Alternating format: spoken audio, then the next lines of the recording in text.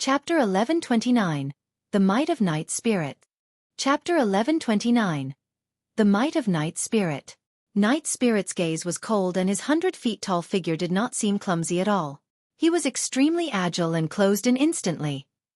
Su Zimo could clearly sense that Night Spirit's strength and speed had increased after he transformed into his true form. The first reaction of the metal-devouring goo was not to fight head-on, but to retreat. The metal-devouring goo was at the conjoint body realm after all. Given its cultivation realm, even Night Spirit who was in his true form might not be able to catch up to it if it wanted to escape with its full might. Night Spirit might be in danger if the metal-devouring goo were to escape. The reason why Night Spirit was so cautious and refused to reveal his true form even when he was surrounded by so many Rakshasas in Myriad Phenomenon City was because he was wary. But now, although the Night Spirit did not mention what race Night Spirit was from, the word taboo alone was enough to explain many things.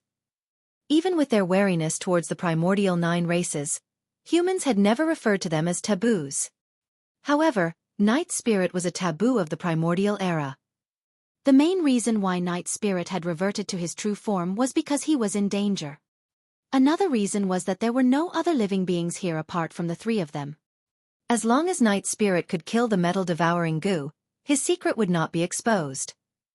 However, Night Spirit would be completely disadvantaged if the metal-devouring goo managed to escape. In a flash, those thoughts flashed through Su Zimo's mind. He made a prompt decision and channeled the 54 green lotus seeds in his consciousness. Multicolored light filled the air. Many green lotus seeds gathered rapidly and formed a sharp green sword in the blink of an eye. The Essence Spirit Killing Sword. Green Lotus Sword.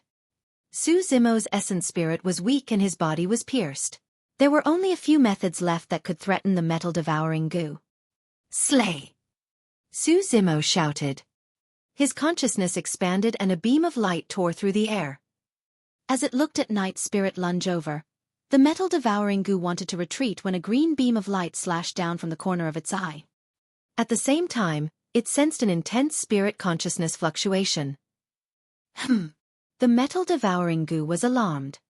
The moment the green light appeared, its essence spirit felt a sharp pain. The metal-devouring goo had no time to think as it hurriedly released its essence spirit secret skill to defend against it. A golden light surged out of its consciousness. The golden light seemed to be made of the toughest metal in the world. It was unusually heavy and unshakable as it collided against the green lotus sword. Clang! The two collided. The void trembled. The green lotus sword shattered into many green lotus seeds. The golden light dimmed a little as well. However, the spirit consciousness fluctuation on the golden light was still extremely powerful and terrifying. The golden light did not stop and charged towards Su Zimo's glabella. At that moment, Su Zimo's body was still hanging on the back of the metal-devouring goo and he could not escape. There was no way for him to avoid the killing intent of the essence spirit secret skill. A conjoint body's essence spirit secret skill was not something Su Zimo could defend against. The fact that the green lotus sword could defend against the golden light for a moment and reduce its essence spirit power was already not bad. Right then, a purple light flashed. Night Spirit swayed its tail and its sharp tailbone collided heavily against the golden light in midair. Boom! The golden light dissipated. Night Spirit shuddered as well. Su Zimo's gaze froze and his heart skipped a beat. At its foundation, an essence spirit secret skill was still a spirit consciousness attack. Be it dermic weapons, bodies or claws, none of them could defend against it. The only way to defend was using spirit consciousness or specific essence spirit dermic weapons. Su Zimo had always known that Night Spirit's tail was extremely strong and even sharper than his fangs and claws. However, he had not expected that the tail could defend against essence spirit secret skills. The two of them barely managed to defend against the metal-devouring goo's essence spirit secret skill with their combined strength. With that delay, it was already too late for the metal-devouring goo to escape even if it wanted to. Shoo! 2 feelers tore through the air and whipped towards Night Spirit viciously. Night Spirit did not dodge or avoid. He lunged forward directly and allowed the 2 feelers to whip out 2 bloodied wounds on his body. As though he could not feel the pain, Night Spirit extended his sharp front claws and pressed the 2 front claws of the metal-devouring goo to the ground. Right on the heels of that, Night Spirit lowered his head and opened his mouth, revealing a menacing expression as he bared his sharp fangs towards the neck of the metal-devouring goo. Groar! Sensing the danger, the metal-devouring goo shrieked and moved its 6 legs, twisting its massive body in an attempt to break free from Night Spirit's oppression. Right then, a vicious glint flashed through Su Zimo's eyes as he gripped the hind leg that was thrust into his chest. He spun his body and exerted strength. He used the bones of his green Lotus true body to trap the metal-devouring goo's hind leg. A tearing pain spread from his chest and seeped into his bones. Even though the bones of his green Lotus true body were made from the Lotus stems and many divine weapons, they could not withstand the power of the metal-devouring goo. Cracks appeared on his chest. The front claws of the metal-devouring goo were held down by Night Spirit. Among the 6 legs, one of the hind legs was restricted by Su Zimo. The metal-devouring goo's body lost its balance and its movements became clumsy. Night Spirit had already bitten down viciously. That single bite landed on the neck of the metal-devouring goo. Night Spirit's mouth was filled with sharp teeth, and in the blink of an eye, there were hundreds of finger-sized holes on the neck of the metal-devouring goo. Su Zimo could clearly see that the metal-devouring goo's head had already turned to the side. Night Spirit's bite was way too strong. Even though the metal-devouring goo was a conjoint body realm goo worm with an indestructible body, that single bite nearly snapped its neck. A series of painful shrieks came from the depths of the metal-devouring goo's throat. Bang!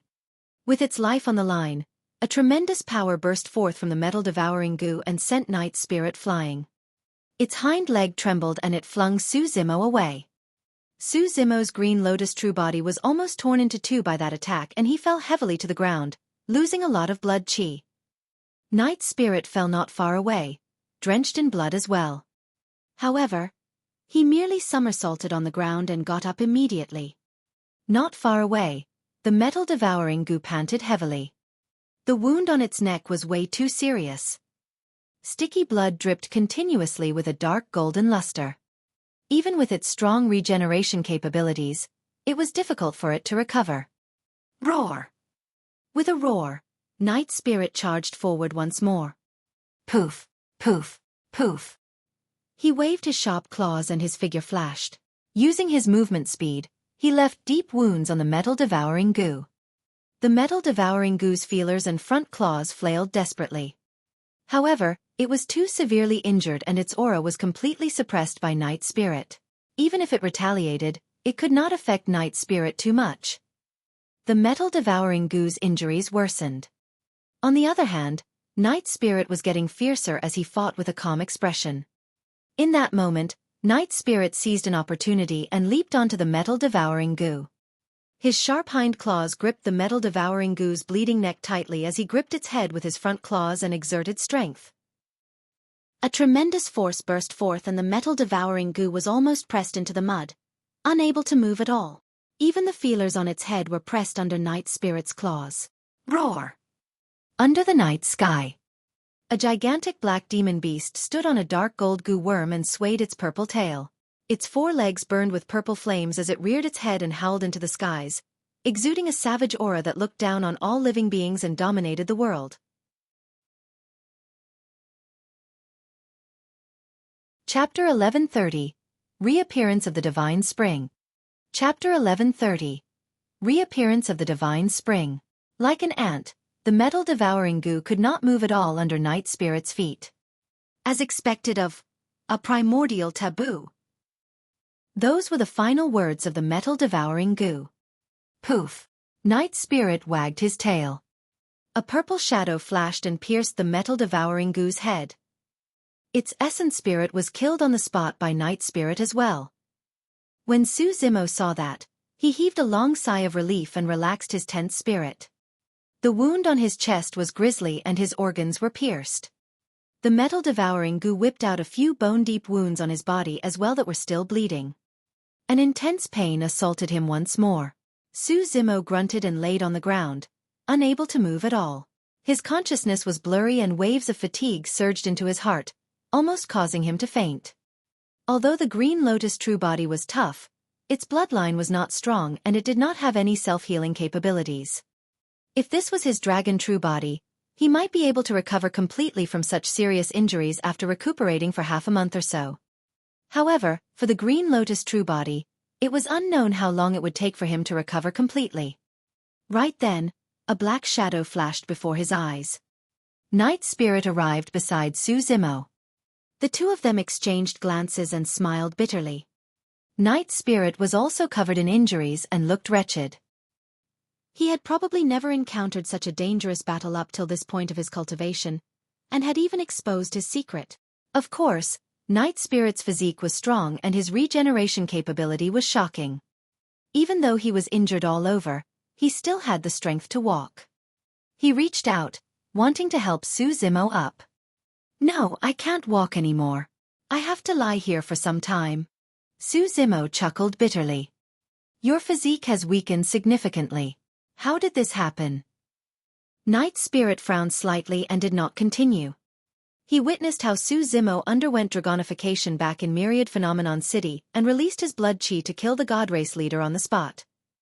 It was evident that Su Zimo's current body was much weaker. "It's a long story and isn't easy to explain." Su Zimo said, "To put it simply, I split my essence spirit into two and created two true bodies. My other true body is now with the dragon race." Even if someone were to say that their essence spirit had split into two and formed two true bodies, it would be difficult for others to understand. To his surprise, Night Spirit nodded. "Cloning? I know a little about that."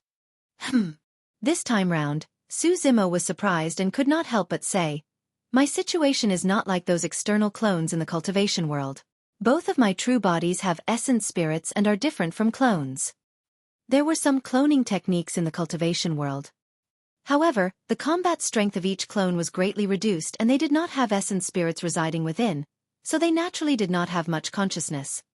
In other words, those clones were not independent life forms. There was no way for them to cultivate independently. "I know." Night Spirit nodded. Actually, the cloning techniques circulated in the cultivation world are the most inferior ones. "Oh." Su Zimo was curious. Night Spirit continued, "Top-tier cloning techniques are like yours. The clones are no different from the true body with individual essence spirits that can conduct independent cultivation. For example, the three pures of the immortal sects, the three bodies of the Buddhist monasteries and the three corpses of the fiend sects are all similar formulation." Su Zimo was dumbfounded. He had never heard of the three pures or three corpses. However, he had some understanding of the three bodies of the Buddhist monasteries. The so-called three bodies referred to the past, present and future. Su Zimo had unintentionally read a simple explanation from a Buddhist sutra at the bottom of the Dragon Burial Valley. He had never understood the true meaning of the three bodies. To think that the three bodies of the Buddhist monasteries was a top-tier dermic formulation. These dermic formulations. Su Zimo hesitated for a moment. Night Spirit shook his head and pointed to the firmaments. "These are all dermic formulations of the upper world. There's none in Tianhuang mainland. I've only seen some of them in my inherited memories." "I see." A look of pity appeared in Su Zimo's eyes. "I'll carry you and take a look down there." When Night Spirit saw that Su Zimo could not move, he carried Su Zimo carefully on his back and walked towards the crack not far away. "What's down there?" Su Zimo asked curiously. Both of them were severely injured and could not move much. However, it was rare for Night Spirit to be so persistent despite his injuries. Upon hearing Su Zimo's question, a strange look flashed through Night Spirit's eyes as he murmured, "There might be something good down there." Night Spirit's sense of smell was extremely sharp. Back when he was still a palm-sized black dog and hid in Su Zimo's embrace, he could already smell the fragrance of the dragon egg in the Dragon Bone Valley. A gigantic crack appeared in the middle of the ruins of Gu Sect. It was dark and bottomless. It was the crack that was formed when the metal-devouring goo broke out from the ground. Standing at the edge of the crack, Night Spirit observed for a moment and sniffed a few more times before climbing down slowly. The surroundings were dark. Su Zimo's essence spirit was weak and the eyesight of his Green Lotus true body was not strong. He could barely see his surroundings and could only hang on to Night Spirit, feeling drowsy. Night Spirit knew that Su Zimo's injuries were extremely severe and he was light on his feet. He was neither fast nor slow and tried his best to reduce the vibration. After an unknown period of time, Night Spirit shuddered. Su Zimo was jolted awake as well. The two of them had already landed on the ground. Night Spirit continued in another direction. Su Zimo muttered softly. The air in front of them was a little moist and contained immense vitality. He took a breath and the pain in his body seemed to lessen. After another while, Night Spirit stopped in his tracks. The space before them cleared up. It was a wide and spacious cave. In the depths of the cave, there was a faint golden pool that emitted a tremendous life force that refreshed one's mind. This. Lying on Night Spirit's back, Su Zimo could not help but ask with widened eyes, a primordial divine spring. Prior to this, his dragon true body had told the Green Lotus true body about everything in the Dragon Bone Valley. The Green Lotus true body knew a little about the description of the primordial divine spring. The pool before him was extremely similar to the primordial divine spring described by his dragon true body. Of course, it did not seem as mystical and powerful as his dragon true body claimed. Night Spirit nodded. It's the primordial divine spring. However, this spring water is stagnant and its effects are average. It's far inferior to a primordial divine spring that flows. Su Zimo was enlightened. The primordial divine spring of the Dragonbone Valley was dark gold and incomparably pure.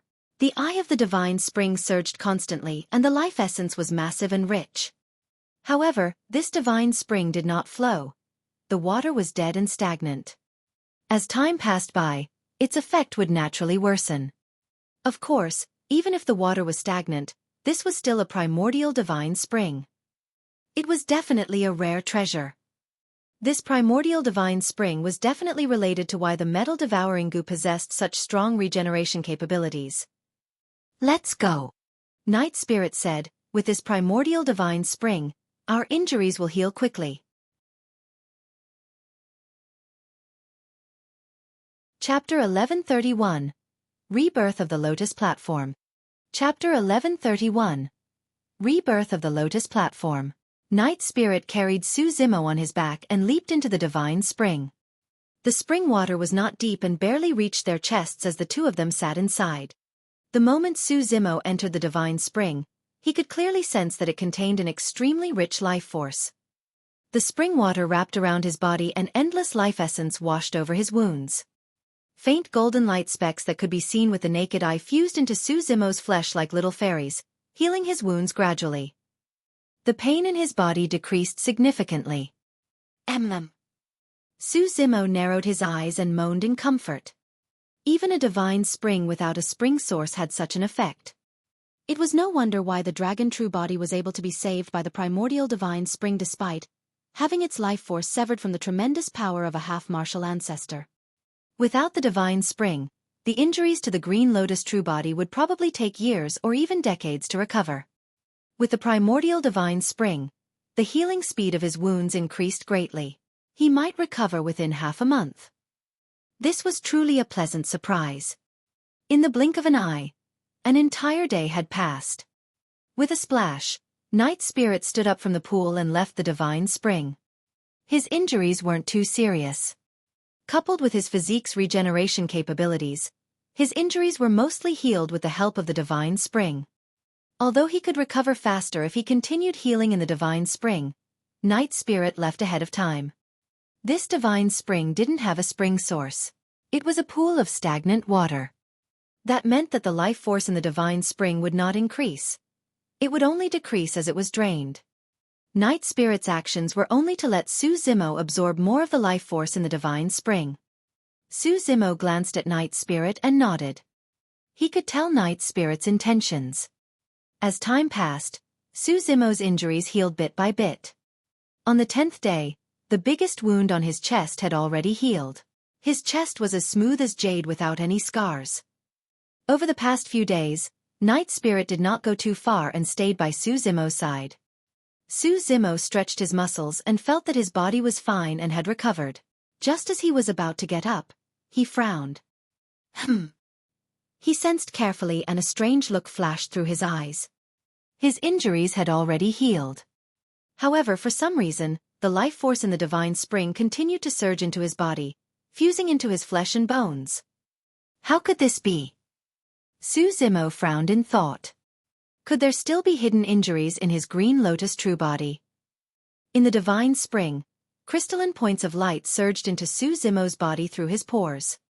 Many points of light surged into his consciousness and landed on the bare green lotus platform. Su Zimo's eyes lit up. Could it be? He suddenly thought of a possibility as his heart began beating rapidly. On the surface, his body was no longer injured. However, his green lotus true body was constructed using the shattered stems and leaves of the creation green lotus as foundation. In other words, the primordial divine spring was repairing the green lotus true body. Su Zimo only had a vague guess as to what kind of changes this would bring to the green lotus true body. He was not certain. He took a deep breath and continued staying in the spring. He calmed his mind and constantly absorbed the rich life force in the divine spring. Time flowed on. Another 10 days passed. While there seemed to be no changes to his green lotus true body, his body and bones emitted rich vitality. His flesh and blood became even more crystalline as his vitality surged. The bloodline of his green lotus true body was also gradually strengthening. Although it could not compare to his dragon true body, it was much stronger than before. Furthermore, the regeneration capabilities of the green lotus true body had increased significantly after he soaked in the primordial divine spring. Of course, the greatest changes weren't to his green lotus true body. It was the creation lotus platform in Su Zimo's sea of consciousness. The creation lotus platform was bare without a single petal on it after the explosive strike of the half-martial ancestor. However, at that moment, the edge of the lotus platform produced spots of emerald green. One ring after another spread out as they silently grew. In the blink of an eye, a full month had passed since Su Zimo entered the divine spring. The originally pale golden spring water became so clear that one could see the bottom. The rich life force from before had completely vanished. This pool of divine spring water had already become the most ordinary spring water. To be precise, the life force in that divine spring had been completely absorbed by the green lotus true body with nothing left behind. The changes that these life essences brought to the green lotus true body were obvious. Su Zimo suddenly opened his eyes and his gaze intensified. It was as though 2 rays of light were shooting out before they quickly retracted. He slowly got up. His glabella opened as a green lotus platform slowly appeared. On the lotus platform, there was a flower bud stained with dew. It was emerald green and crystalline, blooming slowly with immense life force emitted. One lotus petal after another bloomed as light spread out and immortal aura rose. An essence soul was sitting there, his black hair dancing. On this lotus platform were 6 circles and 54 lotus petals. Although the creation green lotus that once pierced heaven and earth and shone with life had been destroyed, this grade 6 creation lotus platform had regained its vitality and recovered. After he lost the creation green lotus, Su Zimo did not have a destiny dermic weapon. Now that the creation lotus platform had been reborn, there was no need to refine it. There was an extremely intimate connection between the two of them to begin with. This was his destiny dermic weapon. Delighted, Su Zimo retracted the grade 6 creation lotus platform. What truly delighted him wasn't the rebirth of the creation lotus platform. It was because he saw a possibility through this opportunity. The possibility of the creation green lotus being reborn. Under normal circumstances, there was no way a grade 6 creation green lotus that was destroyed by a half-martial ancestor and had its stem and leaves forged into a body could recover. But now, the creation lotus platform had been reborn. At the same time, this body was formed using the lotus stem and leaves. In other words, if there was enough life force to constantly nourish this body, the lotus stem and leaves could be reborn as well. This green lotus true body was in fact another form of rebirth for the creation green lotus. Of course, this was only Su Zimo's guess.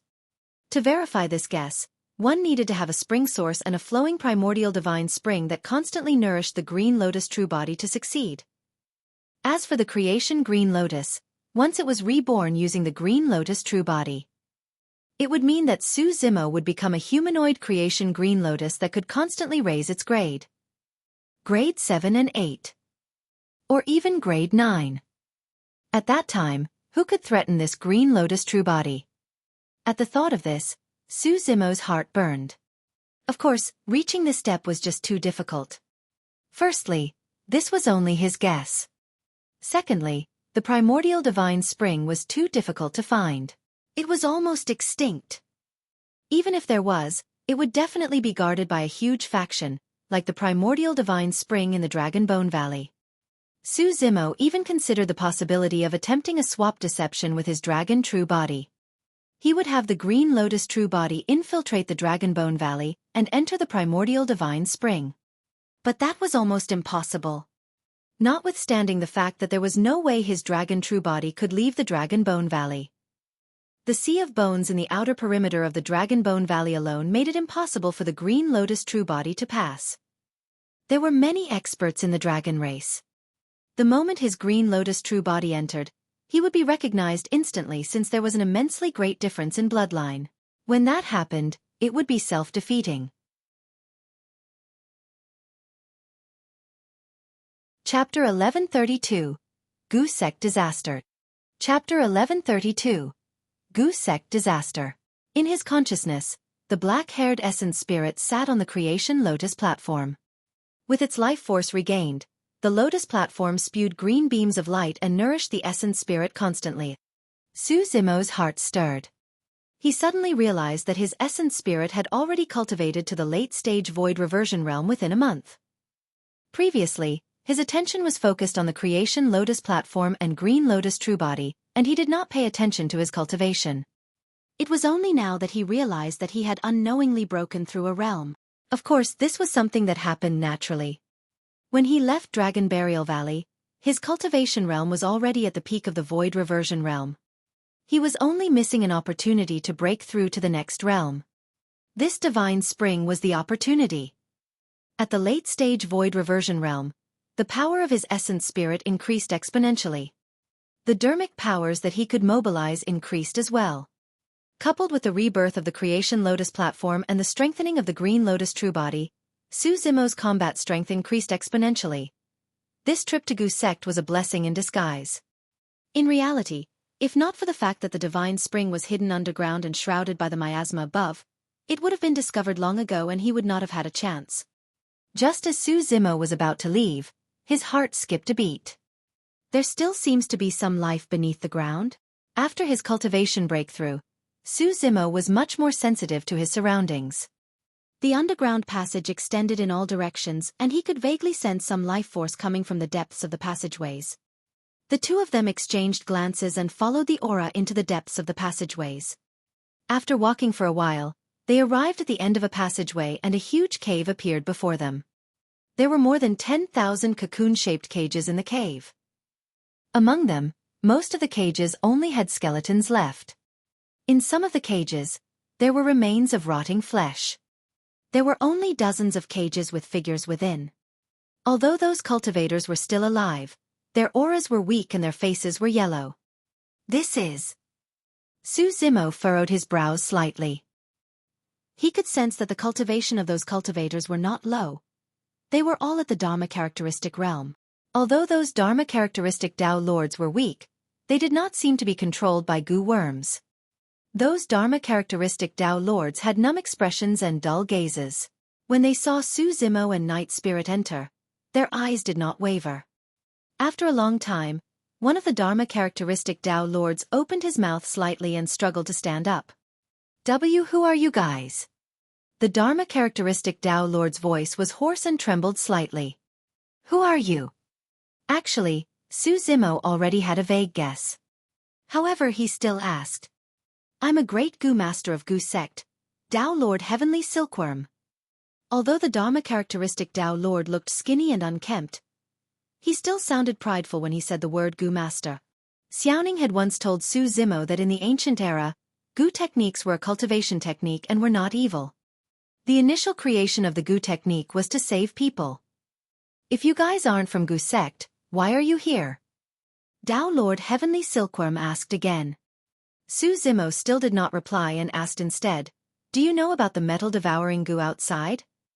At the mention of the metal-devouring Gu, Tao Lord Heavenly Silkworm's expression suddenly turned conflicted. A hint of anger, killing intent, hatred, helplessness and many other emotions flashed through his eyes. The other cultivators who were still alive moved their stiff bodies and looked over instinctively. He was originally the sect master of Gu Sect. Tao Lord Heavenly Silkworm's voice was deep as he recounted everything that happened in Gu Sect. The origin of this change in Gu Sect came from the sect master. Although the sect master of Gu Sect was a conjoint body mighty figure, he had been stuck at the conjoint body realm for more than 10,000 years without any breakthroughs. Seeing that he was already in his later years and had no hope of reaching the Mahayana realm in this lifetime, the sect master of Gu Sect was indignant and harbored evil thoughts. He began to use the secret skills of Gu Sect to nurture some ancient extinct Gu worms. Among them was the metal-devouring Gu. As time passed, the metal-devouring Gu became stronger. The sect master of Gu Sect wanted to refine the metal-devouring Gu as his destiny Gu and fuse it into his body to increase his combat strength and lifespan. However, the metal-devouring Gu was one of the top 10 ancient Gu worms and had already gained sentience. It was not easy to control. During the refinement process, the metal-devouring Gu counterattacked. In the end, the sect master of Gu Sect succeeded and indeed refined the metal-devouring Gu, fusing with it. His combat strength and lifespan increased exponentially. However, at the same time, the essence, spirit and consciousness of the sect master of Gu Sect fused with the metal-devouring Gu and his personality changed drastically. To be precise, the metal-devouring Gu that died in Night Spirit's hands was both the sect master of Gu Sect and the metal-devouring Gu. In the consciousness of the metal-devouring Gu, it naturally wanted to nurture as many Gu worms as possible. However, the sect master of Gu Sect knew that this matter was extremely dangerous and could bring calamity and chaos to the sect. The two consciousnesses continued to fight, but in the end, the metal-devouring Gu's consciousness gained the upper hand. From then on, Gu Sect changed. Some conjoint body realm Gu masters who sensed the abnormality of Gu Sect's sect master were also killed mercilessly. Most of the Gu masters in the sect became vessels for nurturing Gu worms. Perhaps it was because of the sect master of Gu Sect's consciousness, some of the remaining Gu masters were imprisoned in this cave and were not killed. They were lucky to survive this calamity. Even so, they lost their freedoms. Among them, many Gu masters died after expending their lifespans. The only things left of them were bones or corpses. Only Dharma-characteristic Tao lords with lifespans of 10,000 years could last till now. When he heard that, Su Zimo felt emotional. Who would have thought that a single mistake from the sect master of Gu Sect would cause this sect that had been passed down for countless years to suffer such a calamity? One of the 5 heretical doctrines, Gu Sect, was truly dead. Su Zimo sighed softly and shot out a few sword chi from his fingertips, shattering the cages and releasing the remaining dozens of Gu masters. Although these Gu masters were Dharma-characteristic Tao lords, most of them were already in their later years. Some of them were already at the end of their lifespans and did not have many years left. These Gu masters had been imprisoned here for thousands of years. Now that they suddenly regained their freedom, there was no joy. They were stunned and could not recover from the shock. That metal-devouring Gu is dead. Su Zimo still said it. When they heard this news, the Gu master's eyes started to ripple. Su Zimo took a deep breath of air and recounted the calamity of the witch Gu in the north region in a simple manner. I've already burned down the entire Gu sect. You guys can leave now. Take care from now on. With that said, he turned to leave with Night Spirit. These dozens of Gu masters were the only ones left in Gu sect. The Gu technique itself was not wrong. These Gu masters were also innocent. Su Zimo did not kill them all. This could be considered as retaining the legacy of Gu techniques. Thank you, benefactor. Tao Lord Heavenly Silkworm could sense the pity in Su Zimo's tone. Due to the massive change in Gu sect coupled with his newfound freedom, in a moment of emotion, he knelt on the ground and cried. The remaining Gu masters knelt one after another. May I know your Tao title, benefactor? Tao Lord Heavenly Silkworm asked hurriedly when he saw that Su Zimo was about to leave. Desolate Marshal. A long time later, a voice sounded from afar. When everyone looked up again, Su Zimo and the other person had already disappeared. Chapter 1133, Extinct Race. Chapter 1133, Extinct Race. Su Zimo looked at the corpse of the metal-devouring goo and mulled for a moment before waving his sleeves to put it away. Although the metal-devouring goo was dead and its blood qi was drained, its body was still extremely strong. For example, the front claws of the metal-devouring goo were rare divine weapons even without refinement. A month passed. The miasma in that area had already dissipated. Most of it was incinerated by the Samadhi Dao fire. The 10,000 goo swamp was now a thing of the past and goo worms would no longer trouble the north region. Su Zimo and Night Spirit returned. Although Su Zimo was curious and confused about the taboo mentioned by the metal-devouring goo, he did not take the initiative to ask. He respected Night Spirit. If Night Spirit did not say anything, he would not take the initiative to ask. Before long, Night Spirit chose to bring it up. Actually, my memories are incomplete as well.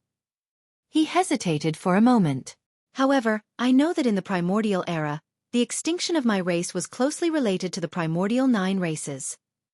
When I see the Rakshasa, god and witch race beings, hatred and killing intent will arise in the depths of my memories. It's the hatred of them exterminating my race. Night Spirit's gaze was cold and his tone was sinister. At the mention of the Rakshasa, god and witch race, the killing intent he exuded made even Su Zimo's heart skip a beat. However, immediately after, Night Spirit's eyes revealed a hint of sadness as he murmured softly, "I can sense that my clansmen are all dead. My father and mother are also dead.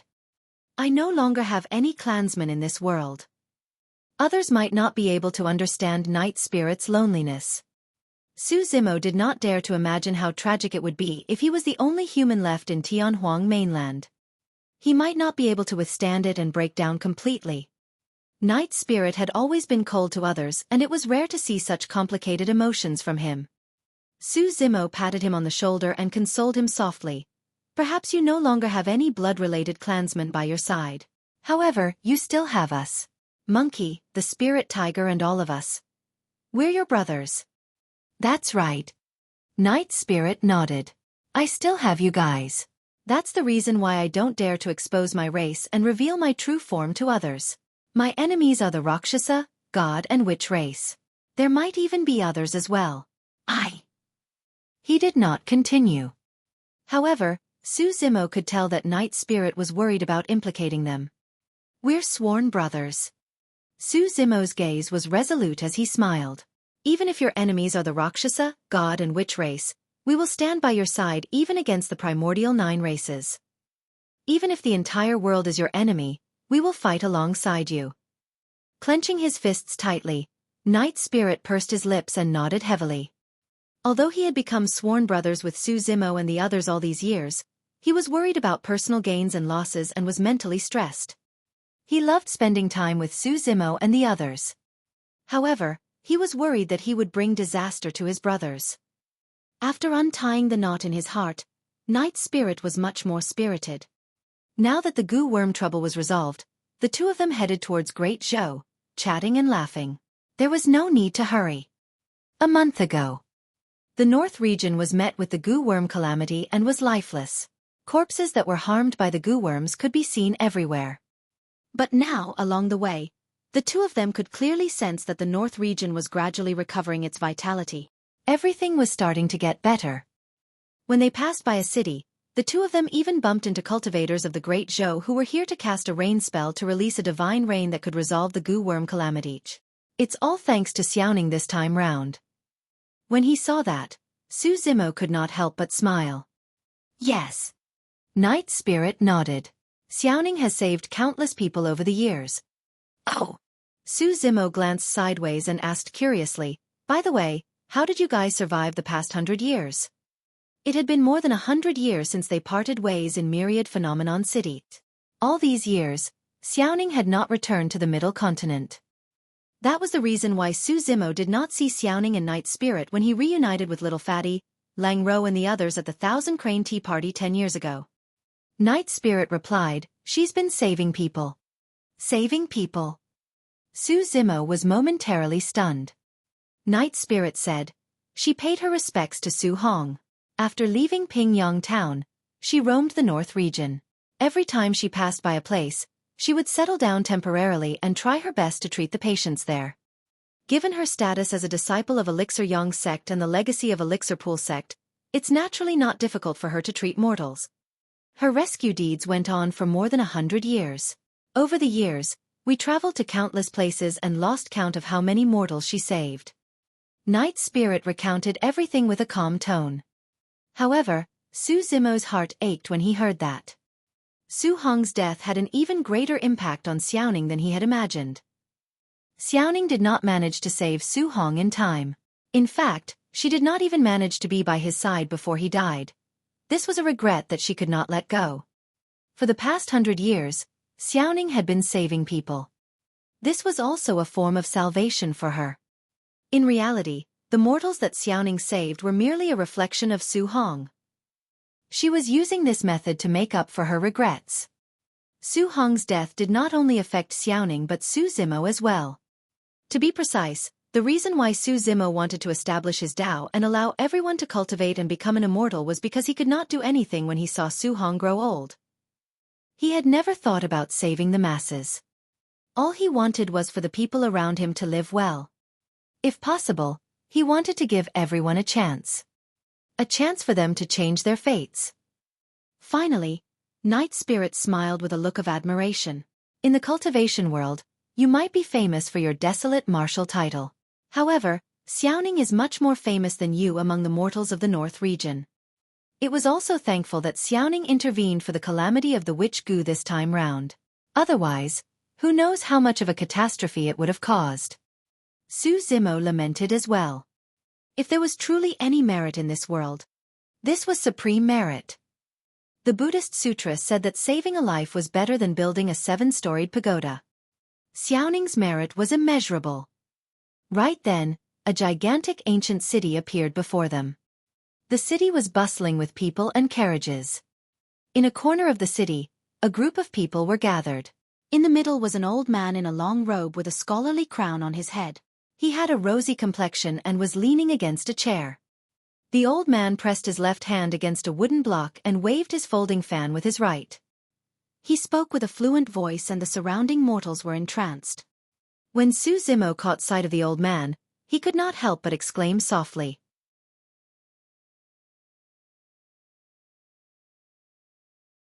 Chapter 1134.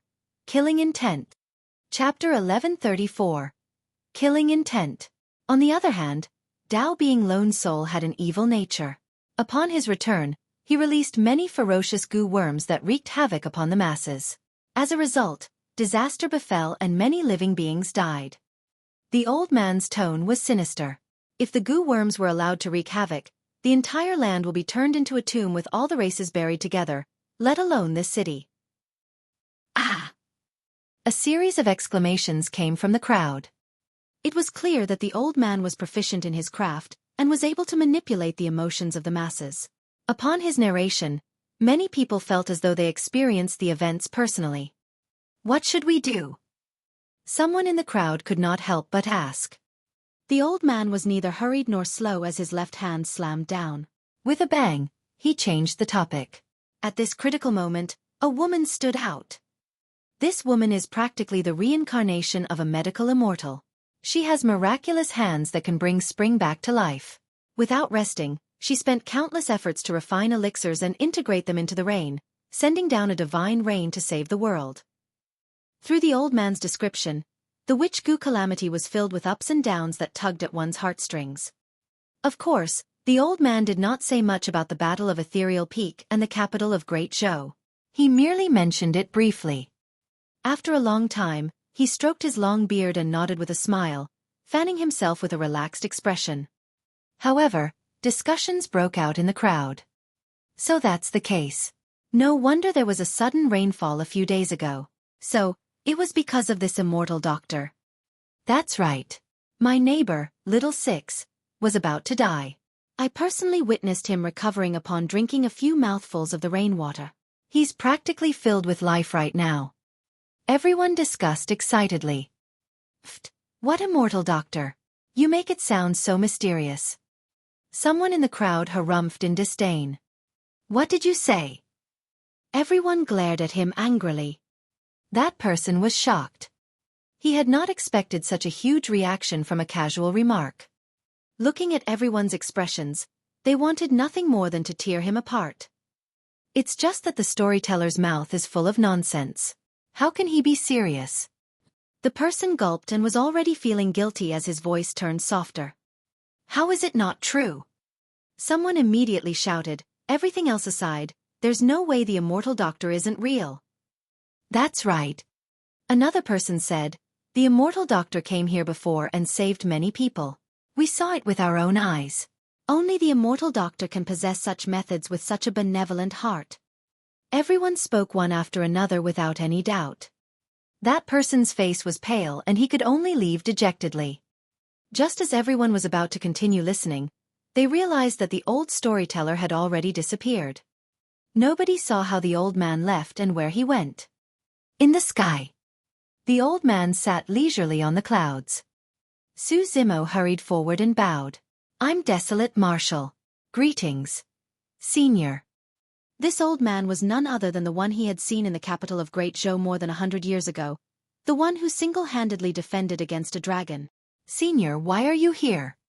Su Zimo could not help but ask out of curiosity. This old man was from Enigma Palace. The behavior of those from Enigma Palace was strange. Given the old man's cultivation and combat strength, he was already at the peak of Tianhuang mainland. But yet, he was fooling around in the mortal world, appearing within a city of the North region. In fact, he even told stories with a straight face. How was my narration? The old man asked with a smile. Splendid. Su Zimo laughed as well. The old man nodded. Actually, there's nothing bad about spreading the affairs of the cultivation world. It's especially the case for someone like Su Xiaoning. With her merits, she deserves to be remembered by the masses. Such a thing would be recorded in the history books of the cultivation world. However, mortals would rarely have the chance to come into contact with them. The old man roamed the North region and spread the news like a storyteller. If these stories were to be passed down, there might still be people who would remember them after many years. The old man's expression turned serious. I was initially in seclusion, but I had a sudden impulse. When I came out of seclusion, I realized that the North region was filled with resentment and was lifeless. I knew that something major had happened in the North region, so I hurried over. By the time I arrived, you guys had already settled it. That's good. The old man smiled and asked, actually, you played a huge role in the Witch-Gu calamity as well. However, do you know why I didn't mention you earlier on? Su Zimo shook his head. The old man looked at Su Zimo with deep anticipation in his eyes. That's because you have even greater merit. You're Desolate Marshal who wishes to establish the Tao for the masses. That's the true fortune of the masses and the human race. Don't worry, Senior. I'll definitely do my best and not let you down. Su Zimo cupped his fists with a resolute gaze. Good, good, good. The old man nodded and said, I'll wait for that day. Pausing for a moment, the old man's gaze shifted and landed on Night Spirit. His pupils suddenly constricted. Is this the black dog that was by your side back then? The old man suddenly asked. Yes. Su Zimo replied. Enigma Palace was known to be able to divine the mysteries of the world and leave nothing out. Naturally, such a thing could not be hidden from the old man before him.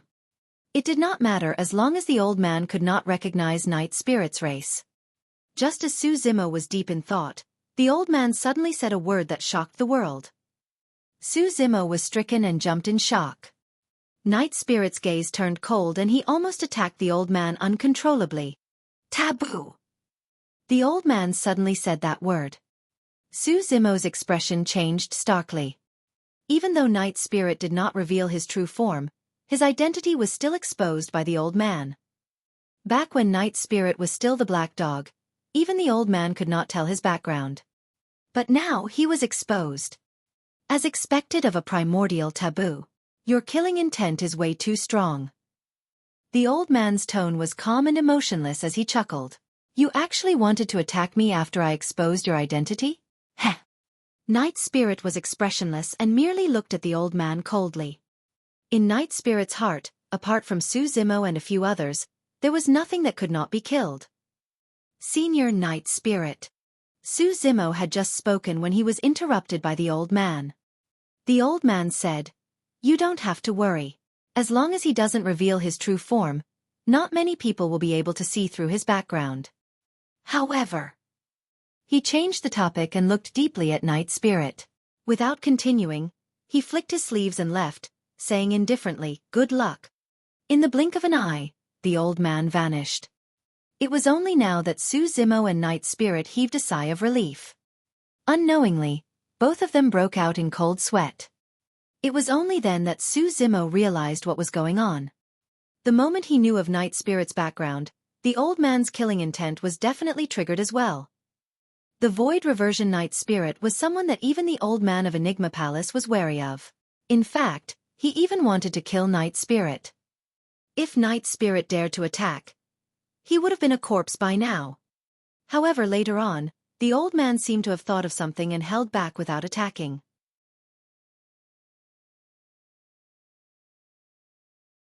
Chapter 1135.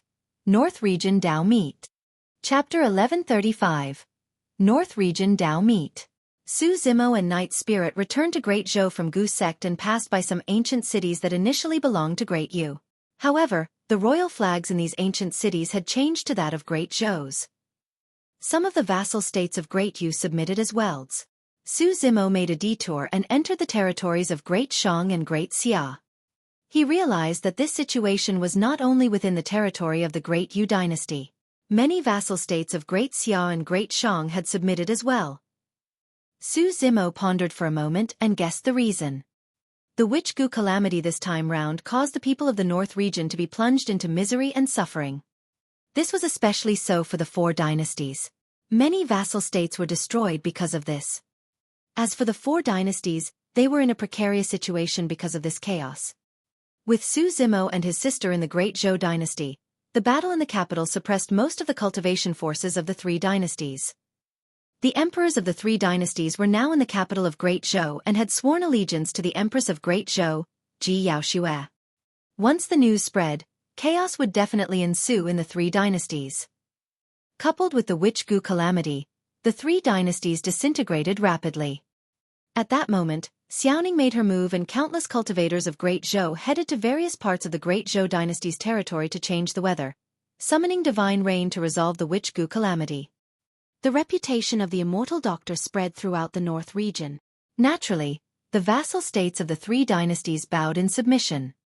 Given the macro state of things, it did not matter even if the three dynasties had Dharma-characteristic Dao lords backing them. This is for the best too. Looking at the ground beneath his feet, Su Zimo murmured softly. If the Great Zhou dynasty could make use of this opportunity to annex and merge the other three dynasties into a new dynasty, there would be less wars in the North region. This was a good thing for everyone in the world. After the calamity of the Witch Gu, the people of the North region needed a chance to recuperate and could no longer endure the endless flames of war. Back in the capital of Great Zhou, Su Zimo met with Ji Yaoxue. That day, he arrived in time to resolve the crisis of Great Zhou before rushing to Ethereal Peak. The two of them did not have the time to talk. As Su Zimo had expected, although Ji Yaoxue was a woman, she was not inferior to men in her ambitions. She did not miss out on this opportunity to devise strategies and determine victory from 1,000 miles away. She attacked from afar and worked together to annex the territories of the three dynasties. The Great Zhou dynasty was finally flourishing under her rule. Xiaoning continued to refine elixirs in the capital. The destruction of the 10,000 Gu swamp was equivalent to severing the root of the Gu worms. The Witch Gu calamity had stabilized over the past month and there was no need for her to refine elixirs day and night without rest.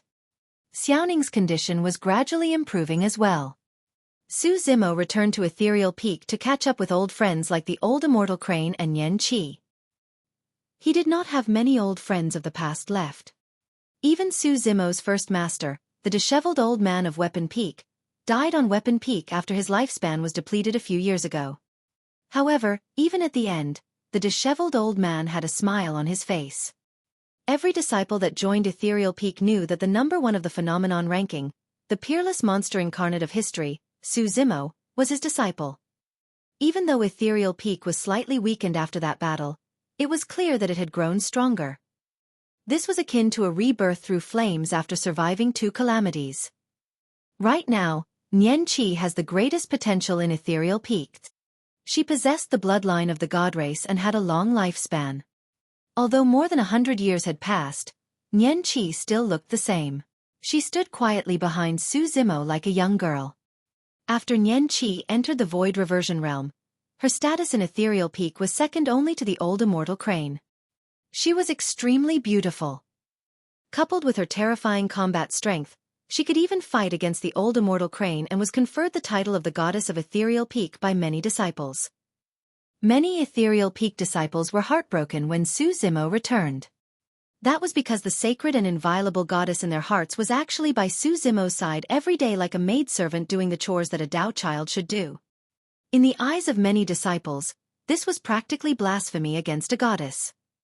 However, Xueqi did not mind. In her heart, Su Zimo had an extremely important position that no one could replace. This time round, Su Zimo was in no hurry to leave.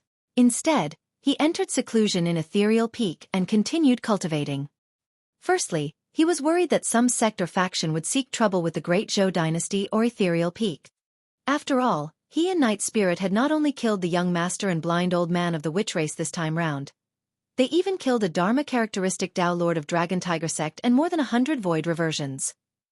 Secondly, his green Lotus true body had yet to refine the energy he obtained from the tempering of the primordial divine spring in Gu Sect completely.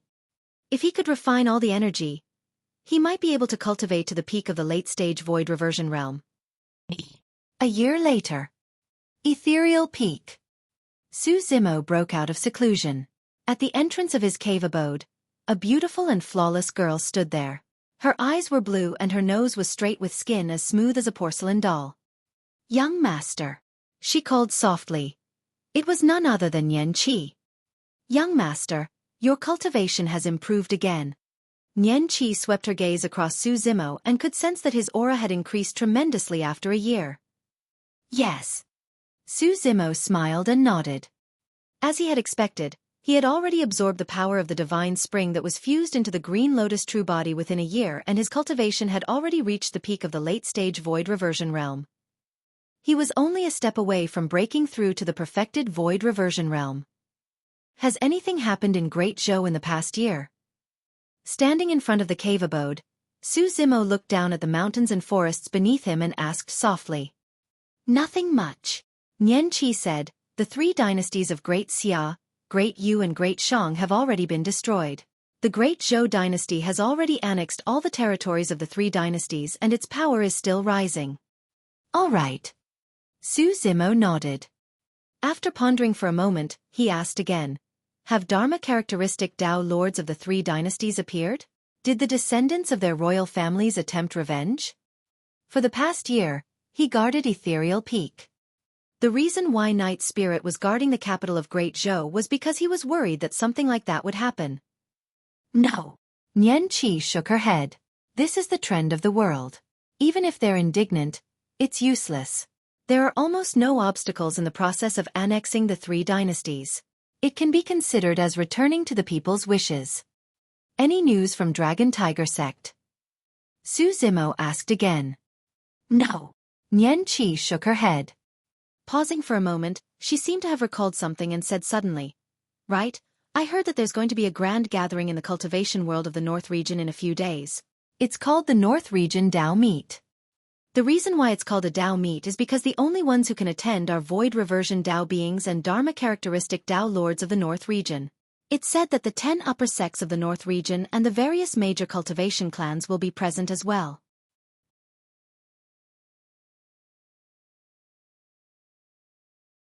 Chapter 1136. Crippled. Chapter 1136. Crippled. North Region Tao Meet. Su Zimo's expression was calm when he heard that. He did not have much of a reaction and merely murmured softly. Xueqi continued, "It's a gathering where void reversion Tao beings and Dharma-characteristic Tao lords of the North region spar, interact and even trade. I heard that it's also to prepare for the fight for the Dharma-characteristic ranking in the near future. For cultivators, such a grand event was definitely a rare opportunity. As long as they participated in the event, Even if they did not spar, they could watch from the sidelines and familiarize themselves with the dermic arts of other cultivators. If they could spar, verify and interact with one another, their understanding of heaven and earth and dermic arts would be deeper. Some cultivators might be stuck at bottlenecks for hundreds or even thousands of years without any breakthroughs. However, in this event, they might be enlightened with a single sentence from others and find an opportunity to break through. Furthermore, void reversion Dao beings and Dharma characteristic Dao lords of the North region would also be gathered at such a grand event. In reality, this event was a rare marketplace. Some cultivators might need treasures or materials that other cultivators might have. Both parties could trade items for treasures. Will there be cultivators of Glass Palace? After pondering for a moment, Su Zimo suddenly asked. I think so. Nian Qi said, even though Glass Palace is one of the immortal sects, they shouldn't want to miss such a rare event. Su Zimo narrowed his eyes with a cold glint. There was something that lingered in his heart. Dao being Xian Yu of Glass Palace. The culprit behind the destruction of the 13 cities of Yan country. Back at the Great Qian ruins, Dao being Xian Yu was the one that shattered Su Zimo's golden core and forced him to leap into Dragon Burial Valley. Dao being Xian Yu was also the one that snatched away the treasure that Little Fox guarded with her life, the fire-blocking basket. The feud between the two of them was extremely deep. The feud between Su Zimo and Glass Palace was also caused by Dao being Xian Yu. There would definitely be a fight to the death between the two of them. Xian Yu. Now that more than 100 years have passed, I wonder if I should refer to you as a Dao being or Dao Lord. Su Zimo murmured softly with a hint of killing intent in his eyes. After more than 100 years, Xian Yu might still be a void reversion. Of course, there was also a chance that he might have already entered the Dharma characteristic realm and became a Dharma characteristic Dao Lord. No matter if he was a void reversion or Dharma characteristic, there was a high chance that Xian Yu would partake in the North Region Dao meet. That was because the North Region Dao meet was a grand event specially prepared for void reversions and Dharma characteristic Dao lords. Right then, two figures appeared in the distance and sped over on clouds. They arrived in the blink of an eye. One of them wore a black robe and had a sharp expression. His eyes were deep and his expression was cold. It was Night Spirit. The other person was tall and burly with a head of golden hair that was curled. His beard was also golden in color and was connected to his hair. That person had his chest bared and there was a lot of fur on it. He looked extremely rough. Su Zimo was stunned for a moment when he caught sight of the golden-haired man. He was overjoyed and could not help but laugh. 7 long time no see. The golden-haired man was none other than the golden lion that was sworn siblings with Su Zimo, Night Spirit and the others. The golden lion was ranked last among the 7 sworn siblings, number 7. He was also equally excited when he saw Su Zimo. First, the two of them dispersed their clouds and descended as the golden lion shouted. Su Zimo went forward and punched the golden lion on the chest. He scolded jokingly, "You sure are happy on your own with your lover. You haven't seen your brothers for more than 100 years now."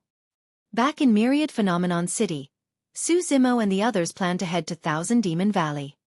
However, the golden lion was worried about its lover and decided to return to the Berserk Lion Ridge of the North region. The separation between the 7 siblings lasted for more than 100 years. I remember it too. Night Spirit was delighted in this meeting between brothers as well and added a rare, teasing quip. What was her name? Cuckoo? She was very nice to you. Heh. The golden lion lowered its head slightly and rubbed its furry palms, smiling embarrassedly. Su Zimo furrowed his brows slightly. Others might not be able to tell, but he could vaguely sense that something was bothering the golden lion. At the very least, the golden lion did not have the same old expression at the mention of cuckoo. On the contrary, there was a hint of pain, anger and helplessness in the golden lion's eyes. Of course that gaze flashed by. Coupled with the fact that the golden lion had lowered its head, Su Zimo did not manage to see clearly. He was filled with joy after reuniting with his brother after a long time and did not think too much about it. Why are you guys together? Su Zimo asked with a smile. I was bored in the capital so I came here to take a look. Night Spirit said, to think that I would sense someone spying nearby the moment I arrived outside Ethereal Peak. When he heard that, Su Zimo laughed. There were not many people in this world who could hide from Night Spirit senses. Even the hidden Death Sect disciples who were best at concealment could not do it. Pointing at the golden lion, Night Spirit continued. I walked over secretly and saw him. If not for his yellow fur, I would have killed him. This was no joke. It was way too easy for Night Spirit to kill someone silently. Foo-foo. The golden lion chuckled foolishly. Night Spirit appeared suddenly like a ghost and gave me a fright. You still have the cheek to say that? Night Spirit said. You stood in the forest in a daze, lost in thought. What were you thinking about? I'm fine. Rubbing his hands, the golden lion lowered his head subconsciously and said in a much lower voice, nothing much. This time round, Su Zimo was not the only one. Even Night Spirit and Yan Qi noticed something amiss with the golden lion. The three of them exchanged glances without saying anything. When Su Zimo saw that the golden lion was travel-worn and looked tired, he patted the latter on the shoulder. Let's go. Don't just stand here. Come into the cave abode and sit down. Let's drink and talk. Yes. The golden lion nodded. The four of them headed towards the cave abode. After taking a few steps, Su Zimo's heart skipped a beat and he glanced sideways. Previously, none of them noticed anything when the golden lion rode on his auspicious cloud. However, as they walked, he noticed that the golden lion's footsteps were not nimble. They were deep and shallow. Although the golden lion was intentionally restraining himself, his leg was clearly crippled. Night Spirit noticed it as well and exclaimed softly. Almost at the same time, Su Zimo and Night Spirit stopped in their tracks and turned around. Both of them had stern expressions as they looked at the golden lion with bright eyes. What's going on? Su Zimo asked coldly. The golden lion grit its teeth as though it wanted to say something. However, after hesitating for a long time, it sighed and lowered its head.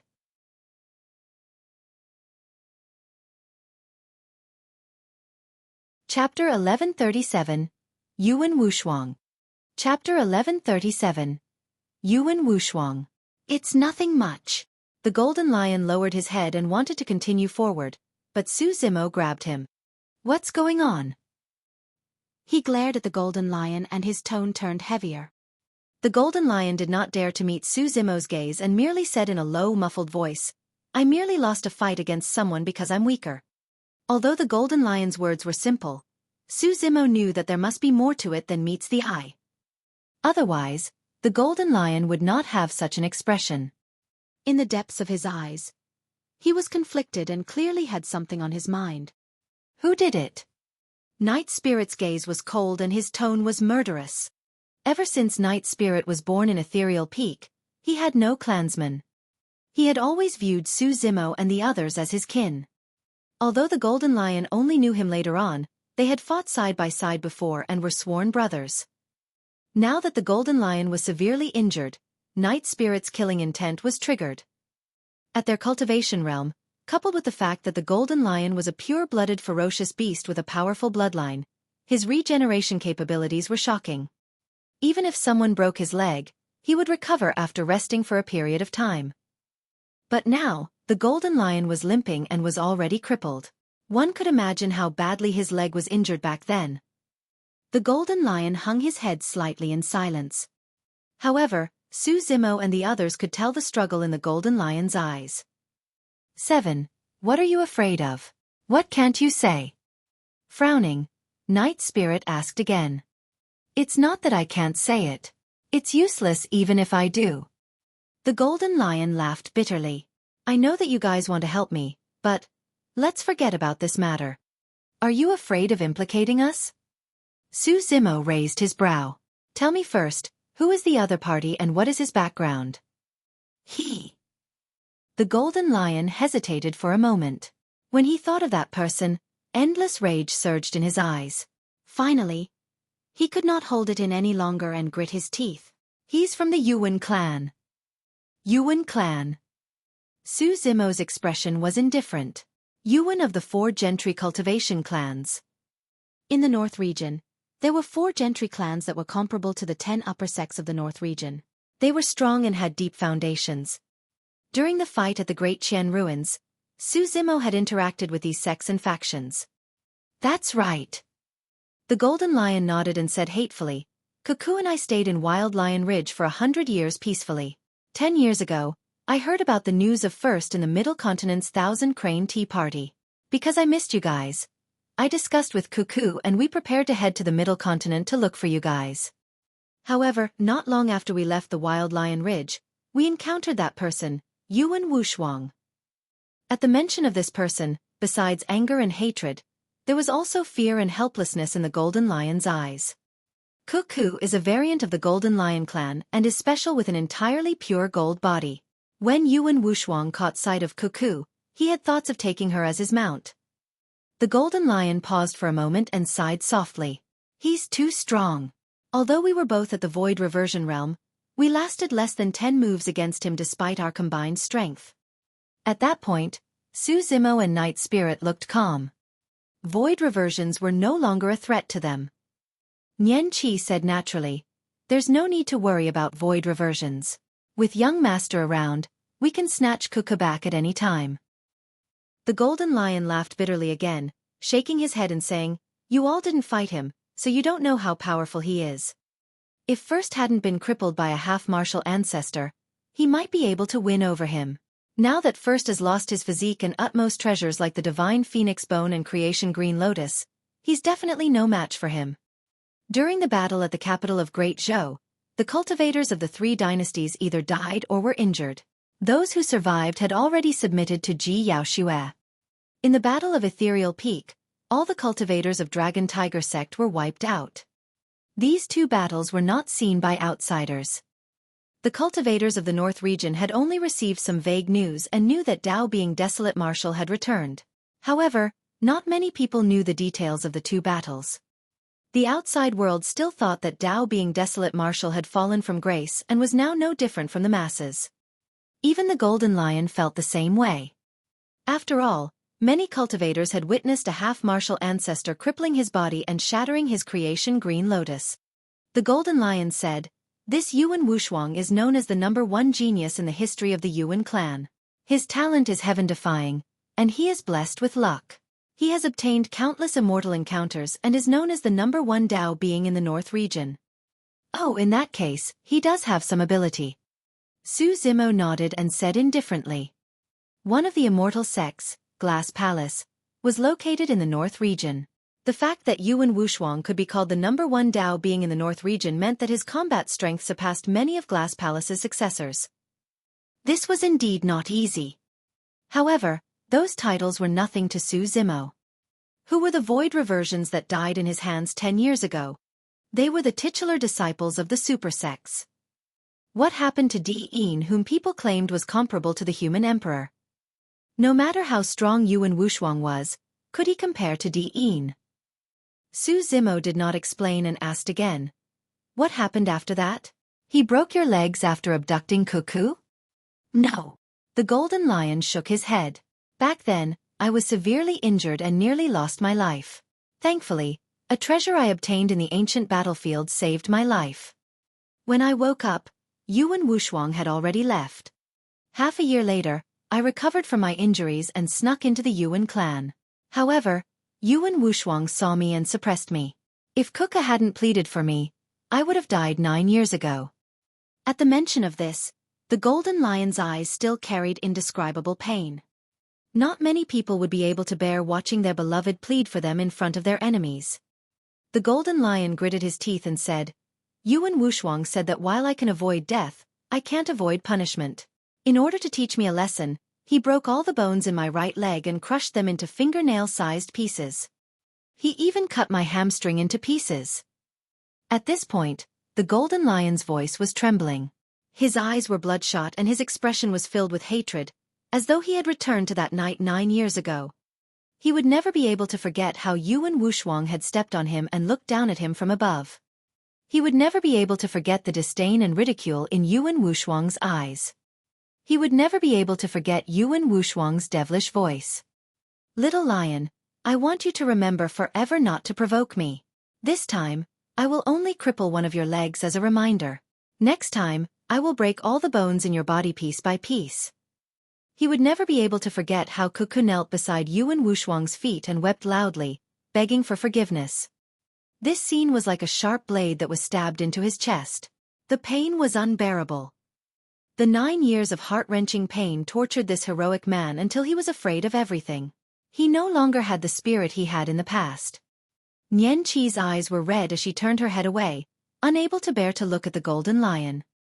With a cold expression, Su Zimo patted the golden lion's arm gently and said in an icy voice, "Stop talking. We're leaving tomorrow. Follow me to the North Region Dao meet."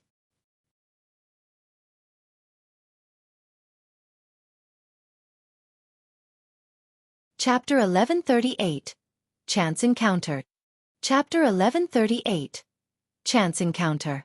Early the next morning, Su Zimo and the others bade farewell to the old immortal crane and left Ethereal Peak. There were not many people in their group for this trip. There was only Su Zimo, Night Spirit, the Golden Lion and Nian Qi. Actually, Su Zimo did not intend to bring Nian Qi along. However, he could not withstand her coaxing and pestering.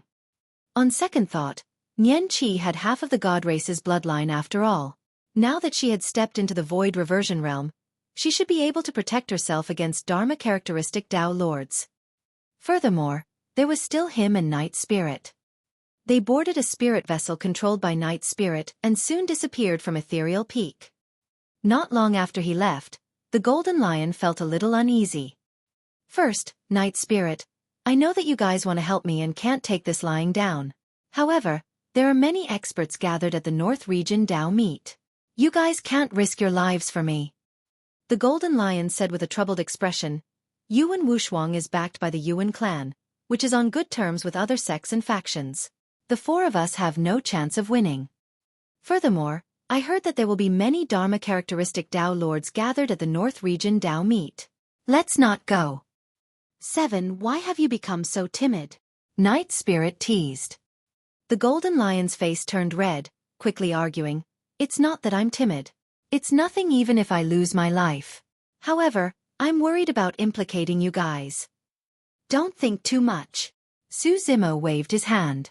"I'm not going to the North Region Dao meet just for you. I have other things to do." "Ah." The Golden Lion was stunned. Su Zimo explained, "The cultivators of Dragon Tiger Sect interfered in the Witch Gu calamity a year ago. They haven't been accountable for that matter just yet. Also, I have a deep grudge against Dao being Shen Yu of Glass Palace. I'm going to see if I can bump into him. Even if you weren't involved, I'd still head to the North Region Dao meet."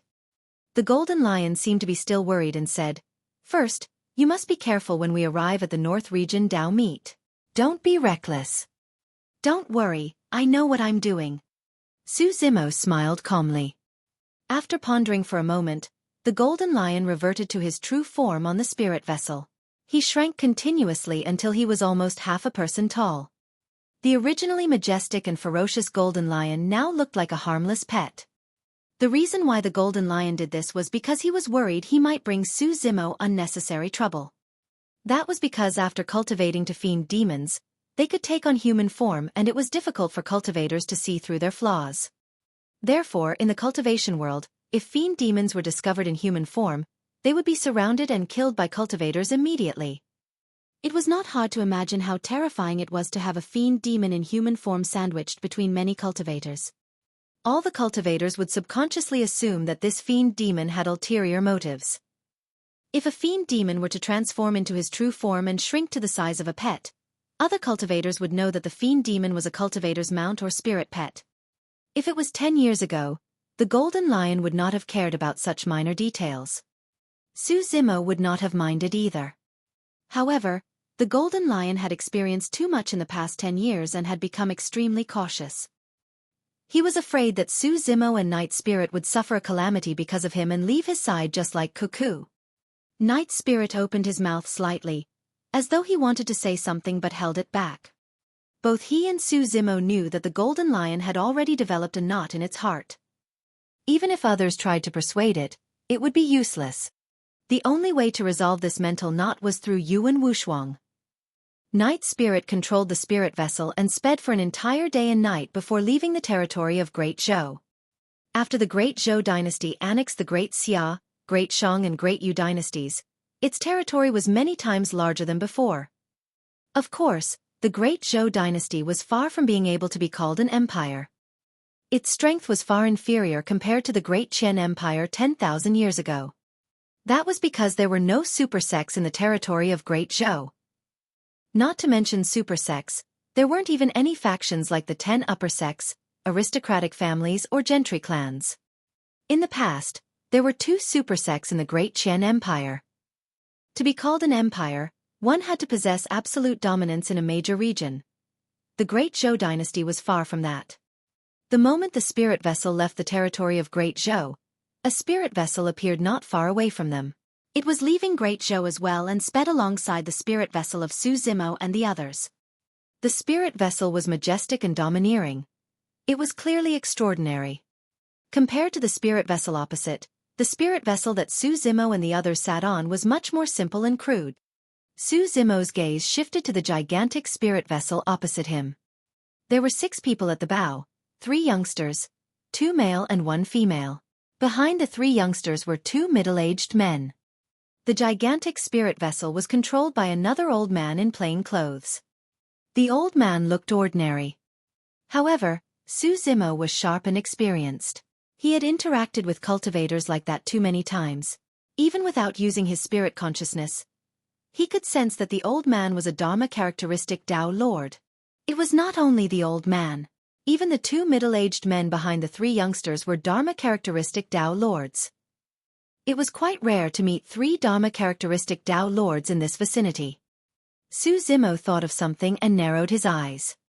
His gaze landed on the 3 youngsters. There were 2 men and 1 woman. The 2 men were at the nascent soul realm while the woman was at the void reversion realm. Wearing brocade robes, the 2 men were handsome and looked extremely noble. The woman in the middle was beautiful and dignified. She wore a moon-white Tao robe and was tall with a voluptuous figure. Her black hair was like ink that hung down her head and swayed gently. A few strands of black hair brushed past that elegant and refined face, contrasting her pensive expression. The 3 of them had unique auras and Su Zimo already had a guess about their backgrounds. At that moment, the 6 people on the gigantic spirit vessel noticed Su Zimo as well. The old man was focused on the spirit vessel the entire time and did not turn back. The 2 Dharma-characteristic middle-aged men merely glanced at Su Zimo and the others. When they realized that they were only void reversions, they did not pay much attention and retracted their gazes. On the other hand, the beautiful woman's gaze lingered. Her eyes swept past Su Zimo's group of 4 before landing on him. Turning around, she cupped her fists with a smile and asked loudly, "Fellow Taoist, where are you going?" "North Region Tao Meet." Su Zimo replied. "Ah." The beautiful woman chuckled and invited with a sincere expression, "That's great, we're going to the North Region Tao Meet as well. Why don't we travel together? How about taking a seat on our vessel?" Night Spirit pouted in disapproval. The 4 of them were close and naturally did not want to bother about strangers. Night Spirit had just opened his mouth and was about to reject when Su Zimo laughed and agreed readily. "Sure." A look of doubt flashed through the eyes of Night Spirit and the other 2. This did not seem like Su Zimo's style. However, the 3 of them realized that there must be a reason for this and decided to wait and see. Chapter 1139. This person isn't simple. Chapter 1139. This person isn't simple. Su Zimo's group of 4 descended on the gigantic spirit vessel. The spirit vessel was extremely sturdy and there were many formation patterns etched on its surface. It was obvious that it was created by a master. It was even more classy on the spirit vessel where many of the structures were made of pure gold. On the bow was a sandalwood table with many spirit fruits and immortal peaches on it. There was even a steaming pot of fragrant tea. "Fellow Taoist, please take a seat." The beautiful woman did not look at anyone else and merely extended an invitation to Su Zimo. She knew what was going on. Although this was just their first meeting, she could roughly guess the hierarchy between the 4 of them. Among the 4 of them, the green-robed cultivator was clearly the leader. Although the golden-haired girl behind the green-robed cultivator was good-looking, she followed the green-robed cultivator the entire time and was half in status beneath him. She should be a maidservant. That golden lion should be the green-robed cultivator's spirit pet or mount. The golden lion was a pure-blooded ferocious beast. Not everyone could subdue a golden lion of the void reversion realm. As for the black-robed man, there was a high chance that he was also a servant since he was the one controlling the spirit vessel previously. In the cultivation world, it was normal to have some servants at the void reversion realm. After all, it was impossible for void reversions to cultivate spirit herbs, raise spirit beasts or deal with trivial matters personally. In reality, although her guess was a little different, she was not wrong in her judgment. Indeed, Su Zimo was the leader of the four. Su Zimo did not decline and sat down. He looked around and praised, "Fellow Taoist, this spirit vessel is truly not bad." He sat there and enjoyed the warm breeze, eating immortal fruits and drinking hot tea. He enjoyed the scenery of the majestic mountains and rivers. When the two men saw Su Zimo's expression, a look of disdain flashed through their eyes. I wonder where this country bumpkin came from. How did he manage to cultivate to the void reversion realm if he had never even seen a spirit vessel as such before? Both of them sneered internally. Despite their contempt, the two of them did not care much and sat down without saying anything. To be fair, both of them were at the nascent soul realm and it was somewhat abrupt for them to sit together with a void reversion. The beautiful woman frowned slightly but did not say anything. Naturally, Su Zimo could not be bothered. The same way the beautiful woman sized up the four of them. He had long seen through the group of them as well. Although the three Dharma characteristic Tao lords had the highest cultivation, their status was beneath the three youngsters. Among the three youngsters, the two men were clearly more simple-minded and looked like playboys from the royal family. The woman before him was elegant and dignified with an outstanding aura. "How should I address you, fellow Taoist?" the beautiful woman asked with a smile. Su Zimo replied, "My surname is Su." The beautiful woman was stunned for a moment before feeling relieved. In the cultivation world, it was normal for strangers to not tell each other their full or real names. After all, one had to be wary of others. The beautiful woman was tactful and did not continue asking. She merely raised a cup of fragrant tea and said with a smile, "I'm Yulan, Brother Su. It's fate that I was able to meet you here in the North region. Here, I'll use tea as a replacement for wine and offer you a toast." Unknowingly, the woman called Yulan changed her way of addressing Su Zimo, from fellow Taoist to Brother Su. The distance between the two of them seemed to have closed up as well. "You're welcome, fellow Taoist." Su Zimo replied indifferently. He raised his teacup and drank it in one gulp. Yulan smiled and asked, "Brother Su, you have an extraordinary bearing. You must be from some major sect, right?" Although she seemed to be praising him, in reality, she was also trying to find out more about Su Zimo. "I'm just an itinerant cultivator." Su Zimo shook his head and smiled. That was indeed the truth. 100 years ago, he had already left Ethereal Peak when he offended Glass Palace and traveled to the Middle Continent. Yulan stared at Su Zimo with her beautiful eyes. When she saw that the latter was calm and did not seem to be faking it, she was slightly relieved. When the two men heard that Su Zimo was an itinerant cultivator, their contempt intensified and they pursed their lips instinctively. The two men no longer paid attention to Su Zimo. Instead, their gazes would drift behind Su Zimo from time to time to look at the slender golden-haired girl. There was a strange glint in their eyes. Glancing at Yulan, Su Zimo suddenly asked, "Where are you from, fellow Taoist?" Yulan's expression was a little dejected as she shook her head and sighed. "My family fell and was destroyed by my enemies." Sigh. There's no point mentioning it. "Oh." Su Zimo asked curiously, "What enemies?" Yulan hesitated for a moment and looked into Su Zimo's clear eyes. After a long time, she made up her mind and said slowly, "To be honest, I..." Cough. Right then, a violent cough sounded from the bow of the vessel, interrupting Yulan.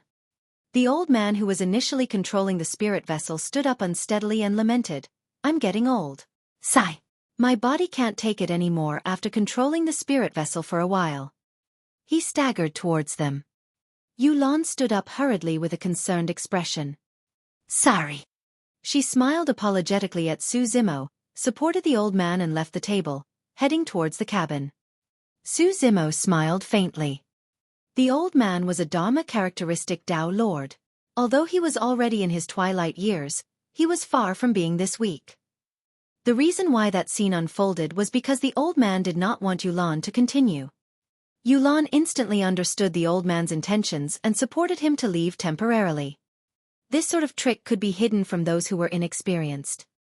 For example, the two men in brocade robes at the table were gorging themselves and did not seem to have noticed anything. However, it was useless against Su Zimo. He remained silent and observed the situation. The moment they returned to the cabin and closed the door, Yulan frowned and said softly, "Uncle Zhang, if there's anything, you can just send a voice transmission with your spirit consciousness. Why did you have to do this?" The old man straightened his back and regained his rosy complexion. He was hale and hearty and did not look old at all. Uncle Zhang shook his head. "Princess, please don't take offense. If I use a spirit consciousness transmission, there will definitely be spirit consciousness fluctuation. There's a chance that lad might be able to sense it. There's an array formation in this cabin that can isolate spirit consciousness and sound. It's only safe to speak here." Yulan nodded and did not harp on this matter. She asked, "Why did you interrupt me, Uncle Zhang? We only met by chance with that person. Are you really going to reveal your background?" Uncle Zhang asked in a deep voice with a grim expression. Yulan nodded. Although fellow Taoist Su is at the Void Reversion Realm, he has an extraordinary bearing. If we can befriend him and gain his trust, it might be a great help to our revival. What can an itinerant cultivator at the Void Reversion Realm help us with? The old man did not think much of it. "Princess, don't think that he's so great just because he has a golden lion mount. I noticed that the golden lion is crippled. It's nothing special. Uncle Zhang, believe me." Yulan had a resolute expression. "My judgment of people is not wrong. This person is not simple."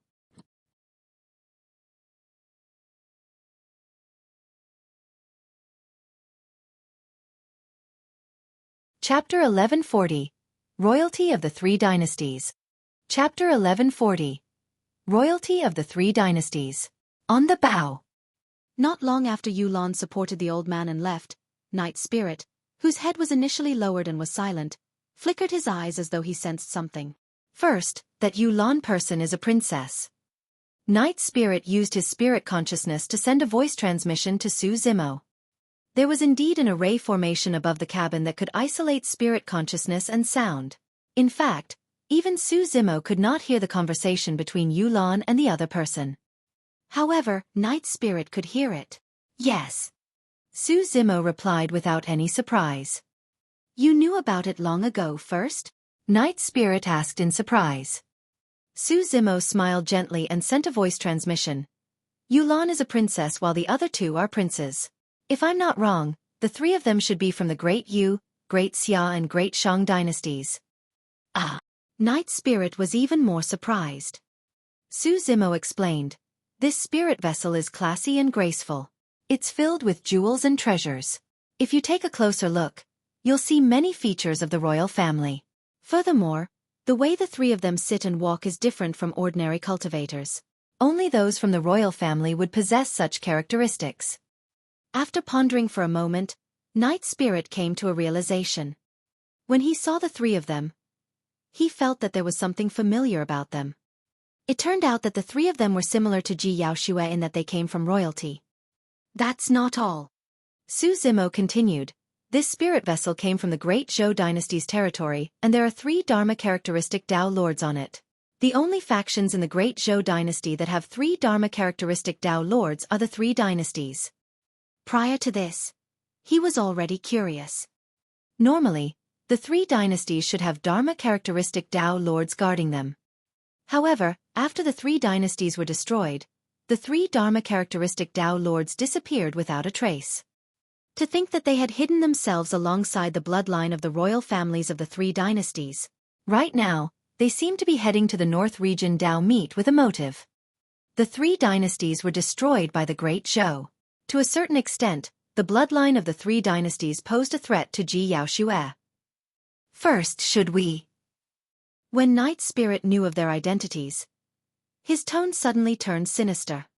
Let's wait a little longer and see what plans they have. Su Zimo shook his head gently.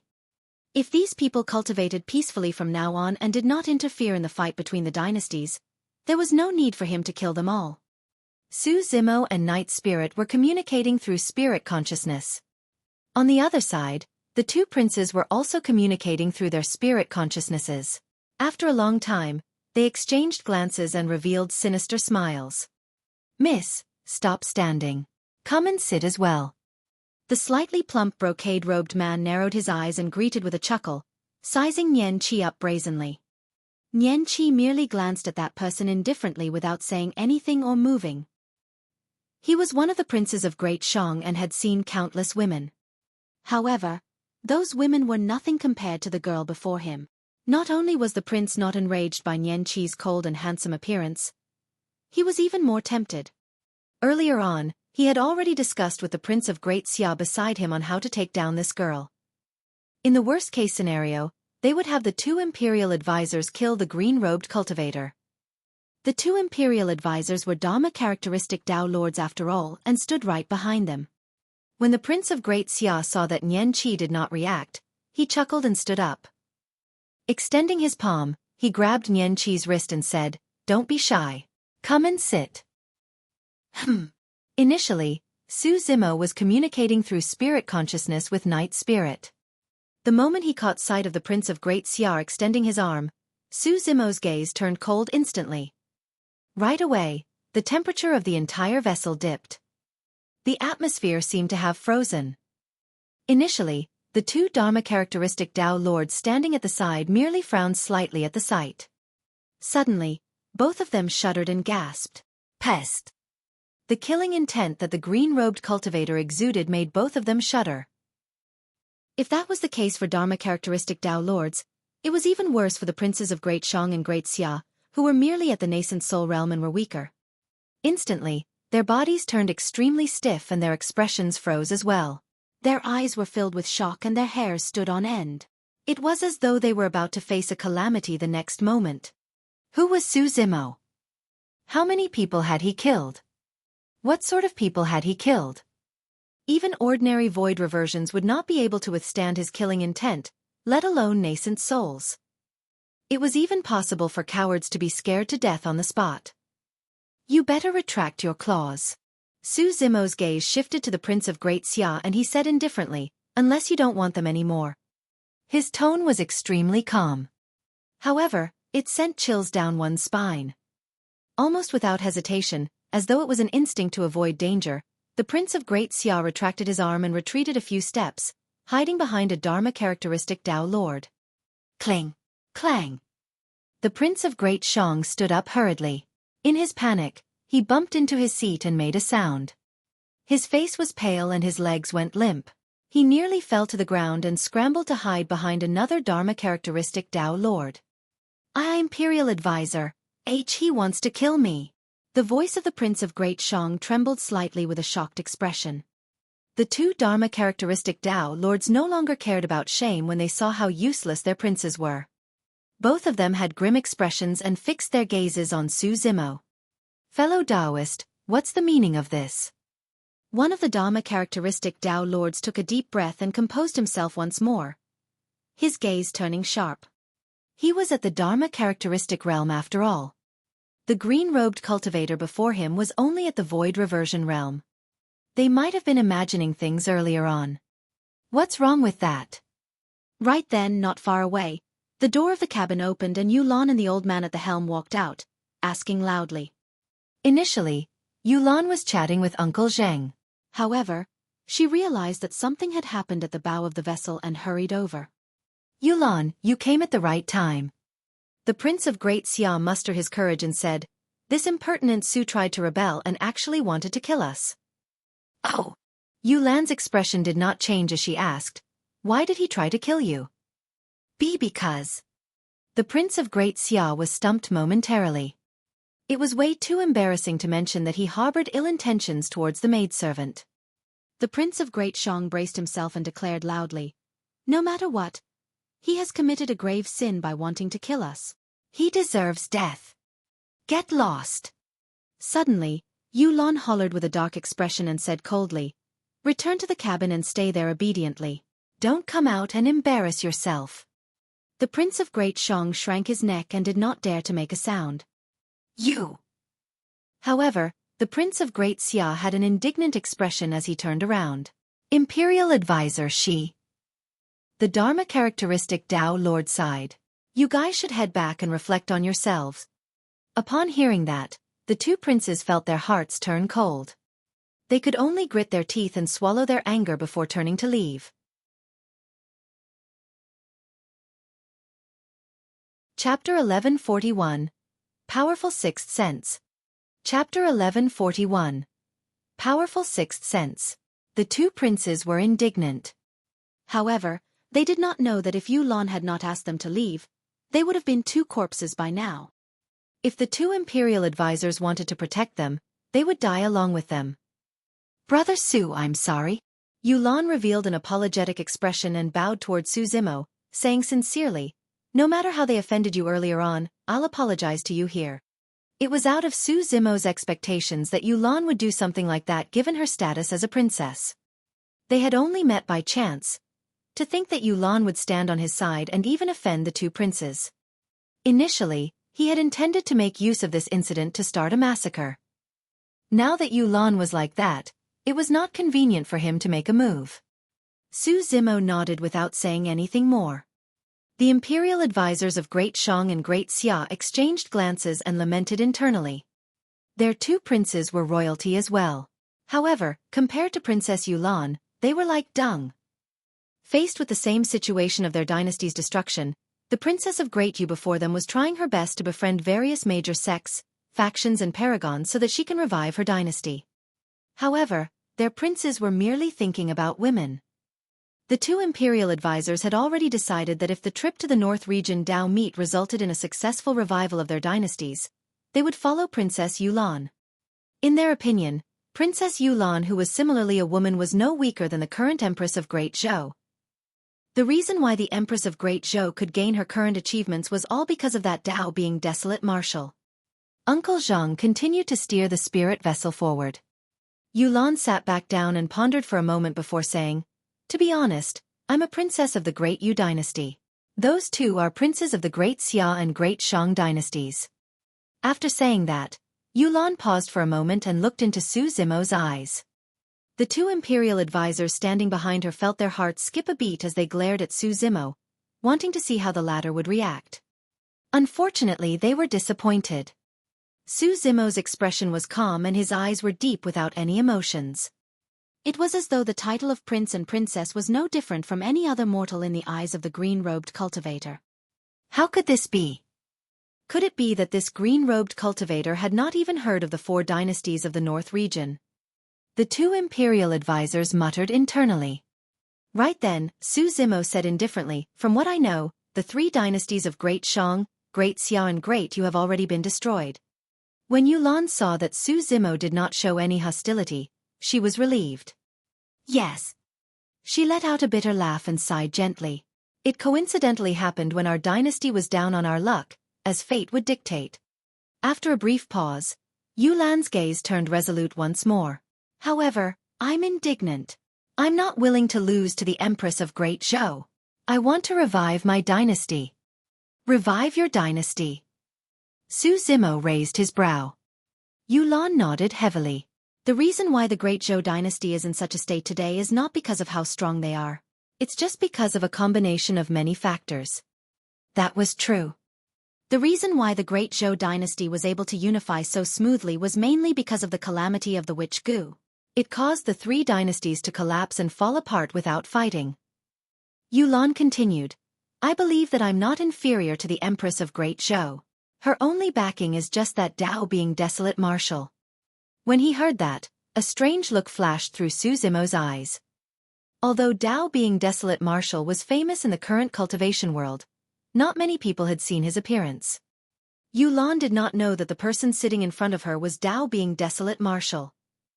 Yuwen did not notice the strange look in Su Zimo's eyes and continued, to be honest, the reason why I'm heading to the North region Dao meet is to look for a paragon that can suppress Dao being desolate martial. You want to suppress desolate martial? Heh. Su Zimo laughed and shook his head slightly. Yulan thought that Su Zimo did not believe her and said hurriedly, "Brother Su, Dao being Desolate Marshal's body was crippled by a half-martial ancestor and he lost his divine phoenix bone and the creation green lotus. His combat strength is no longer as strong as before. Furthermore, there are many exceptional paragons and monster incarnates in this generation. There are people who can go against Desolate Marshal." "Oh, name them," Su Zimo asked. Yulan said, "I heard that the Yuwen clan of the 4 major cultivation clans has given birth to a monster incarnate. His Dao title is Wushuang and he is the #1 Dao being of the North region.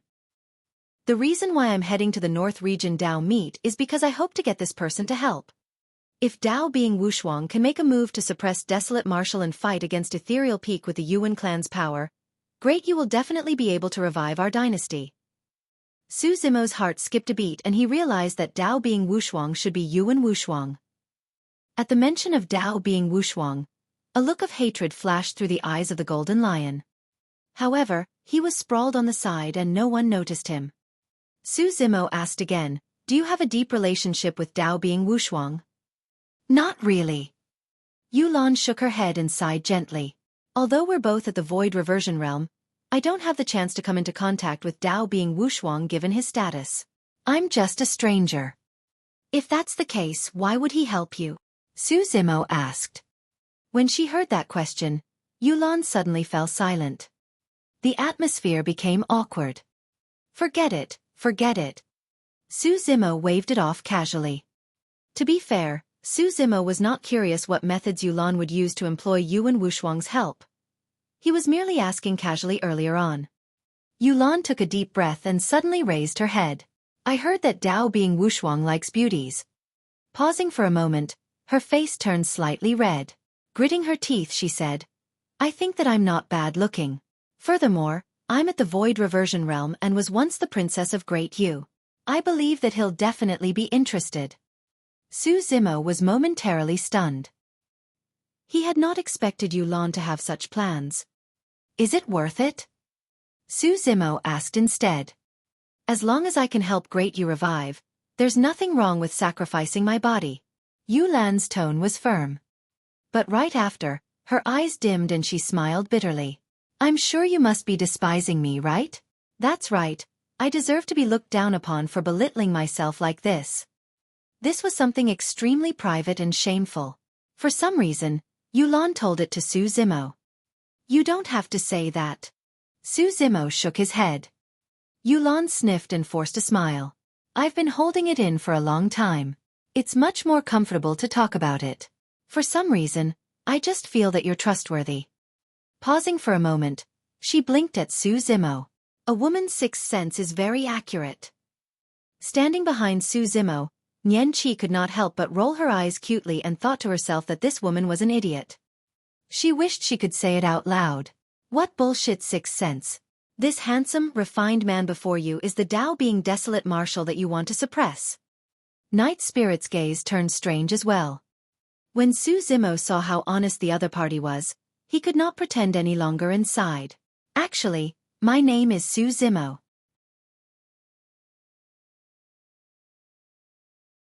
Chapter 1142. Qian Heaven City. Chapter 1142. Qian Heaven City. "Ah!" Yulan exclaimed softly with a delighted expression.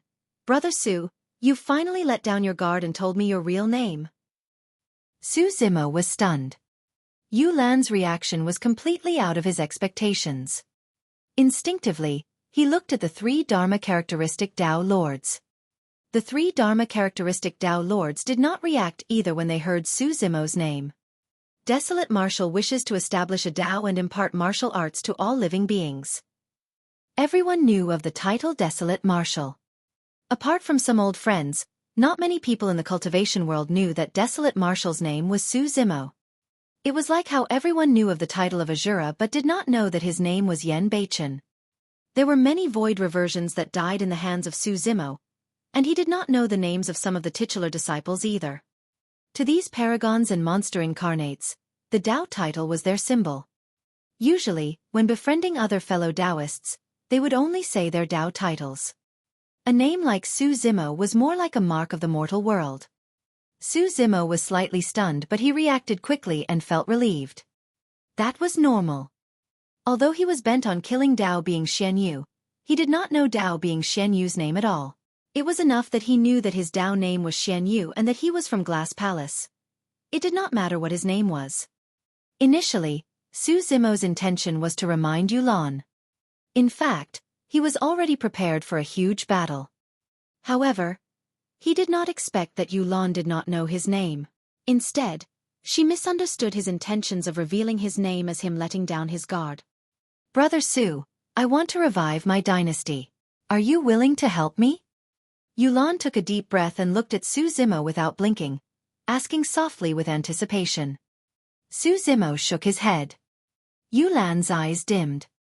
I know that this request is a little abrupt, but... Before Yulan could finish, Su Zimo interrupted her with a wave of his hand.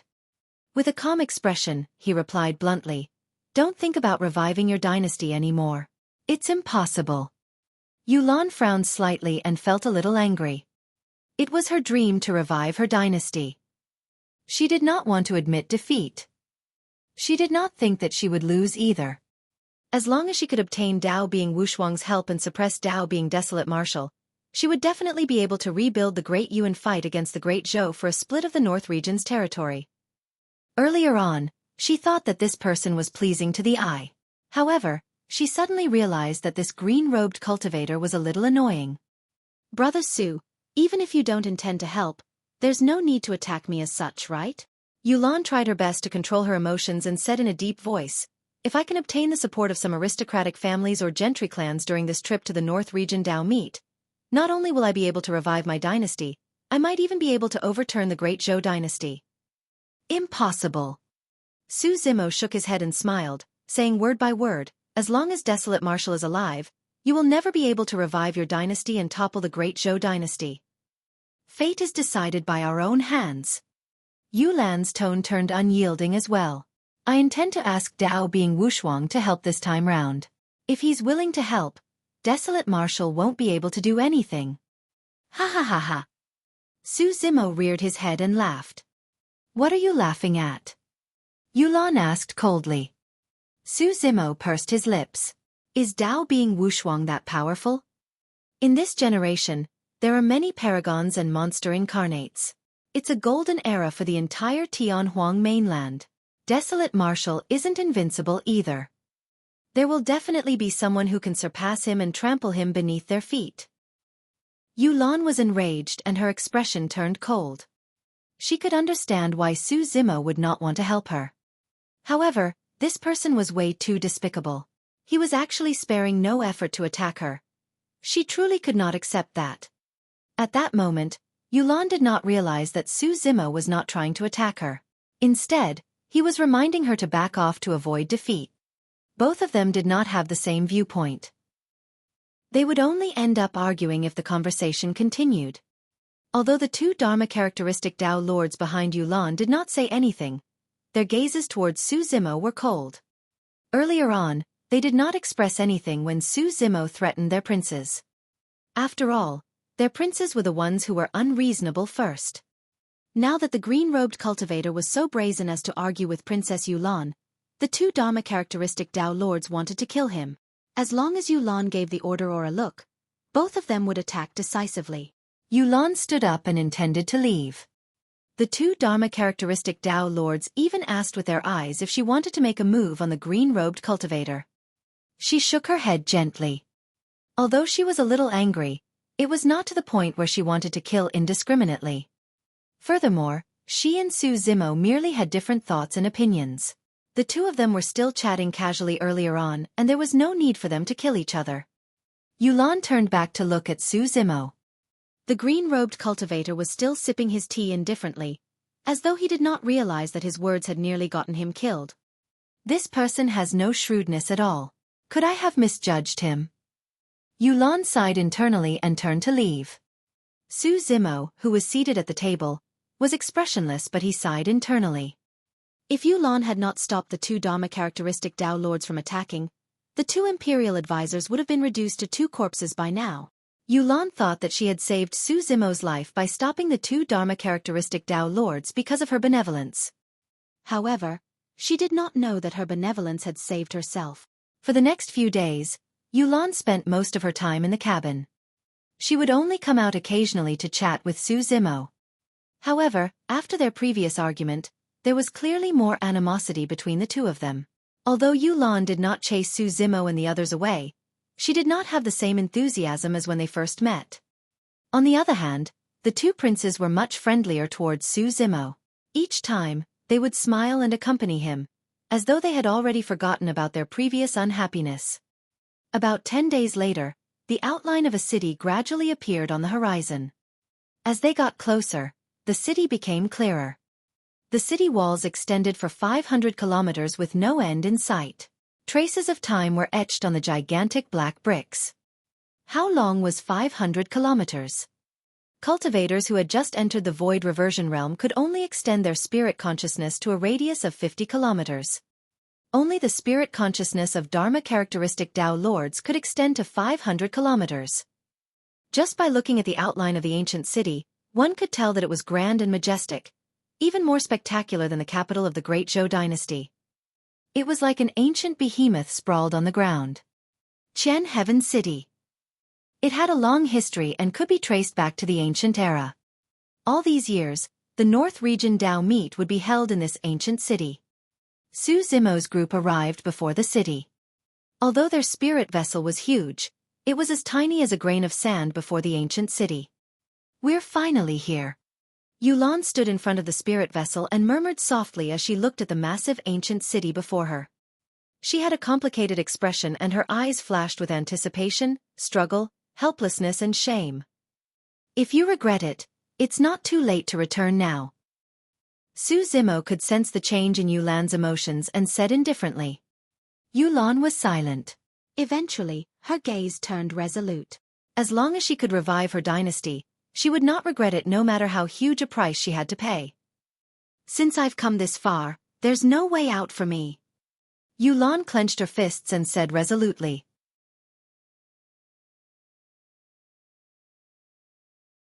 Chapter 1143. Vengefuls. Chapter 1143. Vengeful. When Su Zimo and the others arrived at Qian Heaven City, they could see many cultivators descending from outside the city towards the city gate. There were many armored soldiers guarding both sides of the city gates. These soldiers were not ordinary either. A single spirit consciousness sweep revealed that most of them were void reversions. On the city walls, there were 4 gigantic mirrors that shone with 4 beams of light that enveloped the city gates. Demon Revealing Mirror. The North Region Tao Meet was a grand event for human cultivators of the North Region, and no accidents were allowed. With the existence of the Demon Revealing Mirrors, fiend demons who took on human form and tried to mix in with cultivators would be captured. On the city wall, the cultivator guarding the Demon Revealing Mirrors wore a Taoist robe and exuded a powerful aura. His gaze was sharp as he scanned the cultivators entering the city below. This cultivator was a commander of Qian Heaven City and was also a Dharma-characteristic Tao lord. The 4 gates of Qian Heaven City were guarded by Dharma-characteristic commanders and void reversion soldiers who were extremely strict when checking on cultivators. "Let's enter the city too." After saying that, Yulan retracted her spirit vessel and descended to the ground, heading towards the city gate. Their group had 3 Dharma-characteristic Tao lords and instantly attracted the attention of the Dharma-characteristic commander on the city wall. "Who are you?" At the city gate, the 2 void reversion soldiers crossed their spears with a clang as sparks flew, blocking Su Zimo's group. "I'm Yulan from the great Yu dynasty." Yulan had a calm expression as she pointed to the 2 princes beside her. "These 2 are the princes of Great Xia and Great Shang." "Great Yu, Great Xia and Great Shang." The soldier guarding the city sneered. "The 3 dynasties have already been destroyed. How dare they call themselves princes?" Upon hearing that, the 2 princes flushed red with embarrassment. However, both of them had timid expressions and did not dare to say anything. Although these 2 people were merely guards, they came from a major aristocratic cultivation family. Even if this was before their dynasties were destroyed, the 2 princes might not dare to offend these 2 guards. The other guard sized Yulan up brazenly with a burning gaze. Fellow Taoist Yulan, I'm sure you don't have anywhere to go after your dynasty is destroyed. Why don't you come to my place? We can become Tao companions and research on the Tao of dual cultivation. As the princess of the Great Yu dynasty, Yulan was extremely beautiful to begin with. Coupled with the noble aura of royalty, she was extremely attractive to most cultivators. Oh! Yulan's expression did not change as she said indifferently, if you want to dual cultivate with me, you'll have to ask Dao being Wushuang for permission. When the guard heard Dao being Wushuang's name, his expression changed and his eyes revealed deep fear. In reality, Yulan had never met Yuwen Wushuang before and had no relationship with him. Her words were ambiguous as well. However, bystanders would subconsciously think that she was close to Dao being Wushuang. Fellow Taoist Yulan, I'm sorry. I was rude. The guard bowed slightly and apologized hurriedly. Yulan nodded and headed into the city with the 2 princes and 3 Dharma-characteristic Dao lords. Su Zimo's group of 4 followed behind them. Su Zimo's gaze inadvertently swept past the demon-revealing mirrors on the city wall and he asked Night Spirit via voice transmission, "Can you get through them?" "Don't worry." Night Spirit's expression was indifferent. The golden lion was in his true form, implying that he was a mount or spirit pet of a cultivator. As such, he could enter the city. As for Su Zimo's green lotus true body, there was no demon bloodline within it. Nian Qi was a god race being and not a demon. Night Spirit was the only one at risk of being exposed.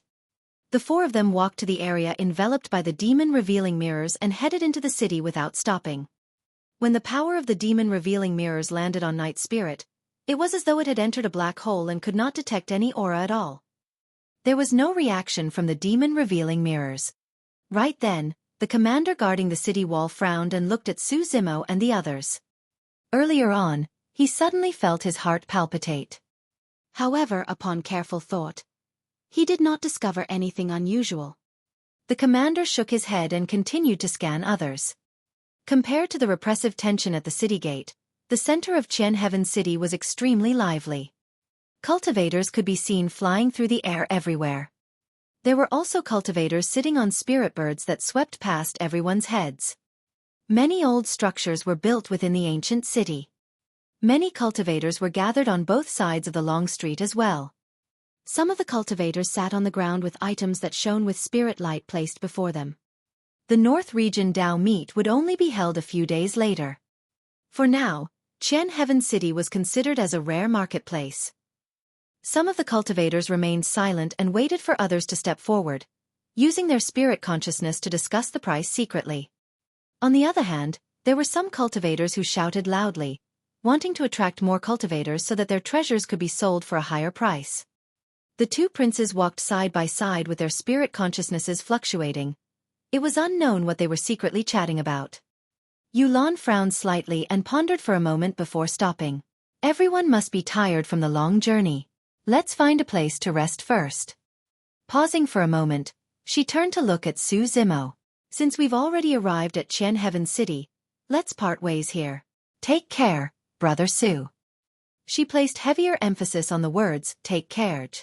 The way she looked at Su Zimo carried a hint of caution as well. However, Su Zimo was distracted and did not seem to notice. Don't! The 2 princes hurried over and smiled warmly. We've hit it off with you, Brother Su. Since we've already arrived at Qian Heaven City, why should we be in a hurry to part ways? Let's rest for the night and explore this marketplace tomorrow. Sure. Perhaps moved by the enthusiasm of the 2 princes, Su Zimo agreed with a smile. Yulan frowned and sighed internally. This Su Zimo was truly naive.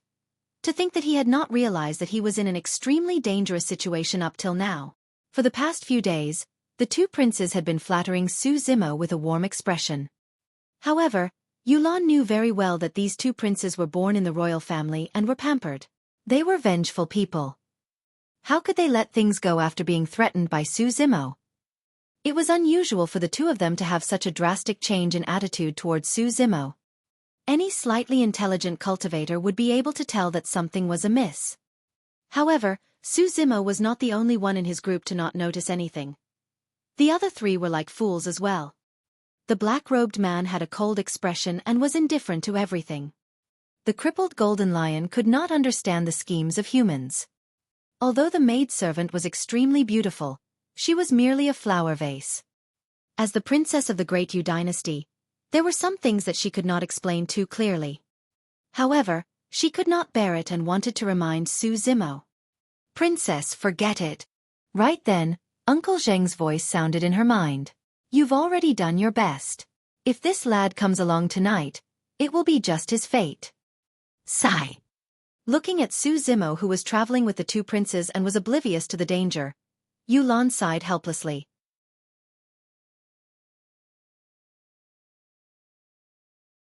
Chapter 1144. Killing Intent at Night. Chapter 1144. Killing Intent at Night. Yulan, Su Zimo and the others found an inn nearby to stay temporarily. There were inns like this everywhere in Qian Heaven City. Their group asked for a total of 3 rooms. One was for Yulan and Uncle Zheng. One was for the two princes of Great Shang and Great Xia as well as their imperial advisors. The last one was for Su Zimo's group of 4. "Brother Su, rest early. Let's tour the city tomorrow and see if we can find any treasures." The Prince of Great Shang greeted Su Zimo warmly and bid farewell to him. "Sure." Su Zimo replied casually. The two princes turned to leave and exchanged glances with one another with a smug look in their eyes. Back in the room, the two imperial advisors set up a dermic power barrier that isolated the sound of spirit consciousnesses right away. "Are you sure you want to do this, princes?" One of the imperial advisors asked in a deep voice. "Of course." The Prince of Great Xia had a dark expression as he said coldly, "You were present when this person tried to kill me. As the saying goes, the first to strike is the strongest and the last to strike will suffer." "That's right." The Prince of Great Shang nodded as well. "Since this person is an itinerant cultivator without any shrewdness or background, it's fine to kill him." Pausing for a moment, he seemed to have recalled something as he licked his lips. "Right, don't hurt that yellow-haired girl." The two imperial advisors exchanged glances without saying anything. Both of them were well aware of some things. The true reason why the two princes wanted to kill Su Zimo was because they wanted to get their hands on the golden-haired girl. After all, when the Great Shang and Great Xia dynasties were still around, the two princes had done too many things like this. The two imperial advisors felt disdain towards this matter. However, neither of them rejected the princes. After all, they did not like Su Zimo either. Given their cultivation and combat strength, it was extremely easy for them to kill 3 or 2 void reversions in this inn. On the other side, Yulan looked at Su Zimo's departing back view and felt a hint of reluctance. No matter what, she was the one who invited him. If not for that, this person might not have formed a feud with the two princes. If he died here because of that, she would feel bad. At that thought, Yulan slowed down. After the two princes left, she whispered to Uncle Zheng, "Uncle Zheng, go back first. I'll be right back." With that said, Yulan followed Su Zimo into his room. "Is there anything?" Su Zimo raised his brow and asked. Yulan closed the door hurriedly and waved her sleeves, creating a dermic power barrier. She whispered, "Brother Su, if I were you, I would leave this inn right away." "Oh." Su Zimo asked curiously why. Yulan frowned slightly and asked in a grim tone, "Brother Su, do you really think that you'll have a chance to see the sun tomorrow after resting here for the night?" Su Zimo's expression changed and his voice turned deep as he asked mysteriously why? "Is there going to be rain tomorrow?" Nian Qi could not help but burst into laughter. Yulan's face darkened and she almost exploded. Rain. More like his brains were flooded with rainwater. Yulan could not help but curse. This person was truly extremely stupid. She had already warned him to this extent but he still did not notice. Yulan was enraged. She had truly misjudged this time round and thought that this person was not simple. The golden lion sprawled on the side and could not help but grin as well. It had been a long time since he had such a smile on his face. Suddenly, he felt as though he had returned to the ancient battlefield where the 7 of them were invincible and joked around all day long. That was extremely enjoyable. At that moment, the golden lion felt much more relieved. Yulan took a few deep breaths in succession as her towering chest rose and fell. She tried her best to compose herself and grit her teeth. "Brother Su, you're already in big trouble." After pausing for a moment, she no longer bothered to hide and said straightforwardly, "Someone wants to kill you. Hurry and run." Initially, she thought that Su Zimo would be shocked. Unexpectedly, he shrugged his shoulders with a calm expression. Waving his hand, he said casually, "It's all right. My life is tough. Generally speaking, those who try to kill me end up dying miserable deaths." He was not lying. Over the past 100 years, countless experts wanted to kill him, but most of them were already dead. However, his words sounded extremely ridiculous to Yulan. How arrogant and conceited was he to be able to say something like that without knowing who his opponents were? If he knew that the people who wanted to kill him were two Dharma-characteristic Tao lords, he would probably be scared out of his wits. Good luck. Yulan was disappointed and did not continue persuading him. She merely left a sentence coldly before turning to leave. "See you tomorrow," Su Zimo said with a smile. Yulan stopped in her tracks and shuddered in anger. Gritting her teeth, she said, "I hope so." After Yulan left and Su Zimo closed the door, he retracted his smile and murmured softly, "Seems like this is going to be a restless night." Yulan returned to her room and was still upset. "Forget it." Uncle Zhang smiled calmly and said, "Princess, why are you angry over someone who is about to die? You are benevolent and already gave him a reminder. You will not be to blame for this matter." "I'm just. For some reason, Yulan felt indignant. Her first impression of Su Zimo was that he was not simple. That was the reason why she invited him warmly and even revealed her background and plans. She wanted to befriend him. She believed in her first instinct. However, after interacting with him for the past few days, she realized that there was something mysterious about him. It was hazy and unclear. At times, he was silent and his deep eyes seemed to contain the sea of stars. From time to time, he would exude an aura inadvertently. It was mighty, domineering and looked down on everything. This ethereal aura seemed like it could devour mountains and rivers and contain the vast firmaments. However, at times, this person did not seem to be shrewd and did not know when to advance or retreat. In fact, he did not even notice the scheming plots hatched by other cultivators. "Let's not think about him anymore." Yulan shook her head. After a long time, she had no idea what to do and her head felt heavy instead. She tried her best to compose herself and laid on the bed to clear her mind so that she could retain clarity and conserve her energy. As time passed, the night deepened. The entire Qian Heaven City was no longer as bustling as it was in the day and was much quieter. In the dark night, in an inconspicuous inn, there was a chilling killing intent. Two figures floated out of a room silently. They were the imperial advisors of Great Xia and Great Shang. The two of them exchanged glances and nodded.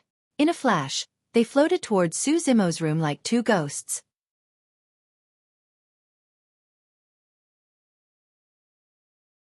Chapter 1145, Nightmare. Chapter 1145, Nightmare. Standing at the door, the two Dharma-characteristic Tao lords listened intently. At this distance, the two of them could clearly hear the sounds of breathing in the room. There were 4 of them in total. Every single breath was even and steady. It was clear that the 4 void reversions in the room did not notice their actions at all. Both of them smirked smugly. Given their cultivation realms, it was way too easy for them to hide from the senses of void reversions. Their spirit consciousnesses moved and enveloped the room slowly, forming a gigantic spirit consciousness barrier that could isolate sound. Given their methods, it was extremely easy for them to kill void reversions. However, this was Qian Heaven City after all. It would be best if they did not alarm anyone. That way, they could do it cleanly without attracting any unforeseen circumstances. After the spirit consciousness barrier was formed, the two of them no longer hid their tracks and pushed the door open, closing it behind them. The room was small and could be seen with a single glance. There was a bed in the innermost area, and the green-robed cultivator was lying inside with his back facing the 2 imperial advisors. He was still asleep. Beside the bed, the golden-haired girl sat on the ground with her eyes closed, as though she was cultivating. In a corner on the other side, a golden lion was sprawled on the ground. It seemed to have heard the commotion, but it merely moved its ears and did not turn around. The two Imperial advisors were stunned for a moment before sneering. They did not conceal the sound of their doors opening and closing. Despite such circumstances, the people in this room were not alert at all. They totally deserved to die. They truly did not know how the four of them managed to survive and cultivate to the void reversion realm given their poor awareness. But soon, the two Imperial advisors frowned. There seemed to be something amiss in the room. It was as though they had neglected something extremely important. All of a sudden, almost at the same time, a spark flashed through their minds. There was one less person in the room. Before they entered the room, there were 4 breathing sounds. However, one of them went missing after they entered the room. That was because their gazes were drawn to Su Zimo, Nian Qi and the Golden Lion at the first moment. As such, they failed to realize it right away. The person who disappeared was most likely still in this room. In fact, he managed to hide from their senses. Although the two Imperial advisors were at the Dharma characteristic realm, they felt their scalps tingle in that instant as though they were targeted by an extremely terrifying existence. A blurry figure was hidden in the darkness above them. The figure was extremely close to the two of them and was almost within reach. However, the two Imperial advisors had not noticed it before this. Not good. The hearts of the two Imperial advisors nearly exploded as they wanted to release their dermic powers and leave this place right away. Unfortunately, it was too late. The moment they stepped into the room, they were already dead. In the darkness, Night Spirit was like a hunting god of death. His gaze was cold and emotionless as a purple-gold tail extended from behind him.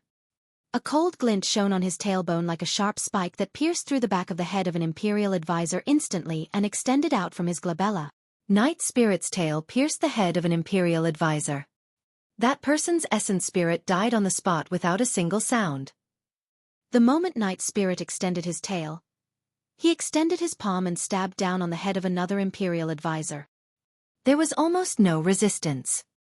Against Night Spirit's claws, the tough skull of a Dharma characteristic Tao Lord was like tofu.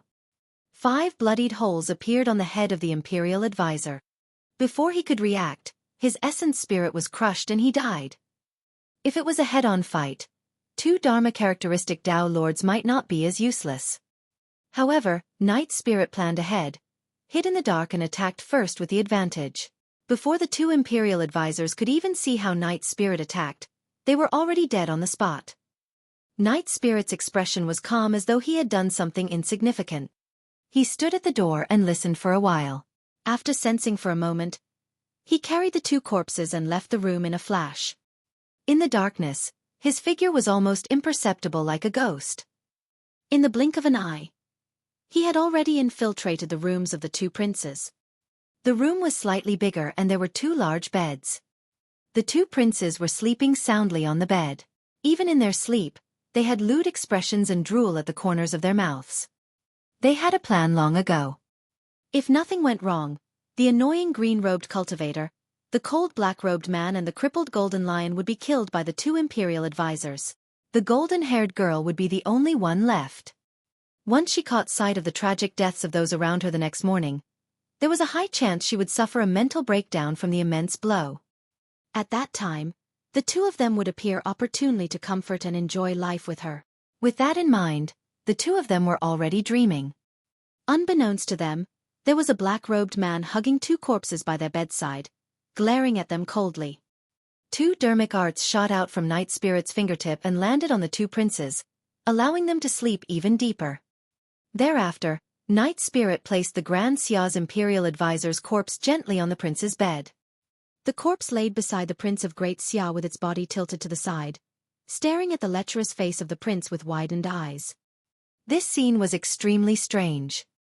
The Prince of Great Xia was in a deep sleep and was even smacking his lips from time to time. However, opposite him lay a corpse that was still slightly warm. Blood was still flowing from its head, staining the bed red. It was hard to imagine what would happen when the Prince of Great Xia woke up and witnessed this scene. Turning around, Night Spirit came to another bed and placed the Grand Shang's Imperial advisor on it with the same method. The Imperial advisor glared at the Prince of Great Shang with dead fish eyes. The two princes did not realize that their nightmare had just begun.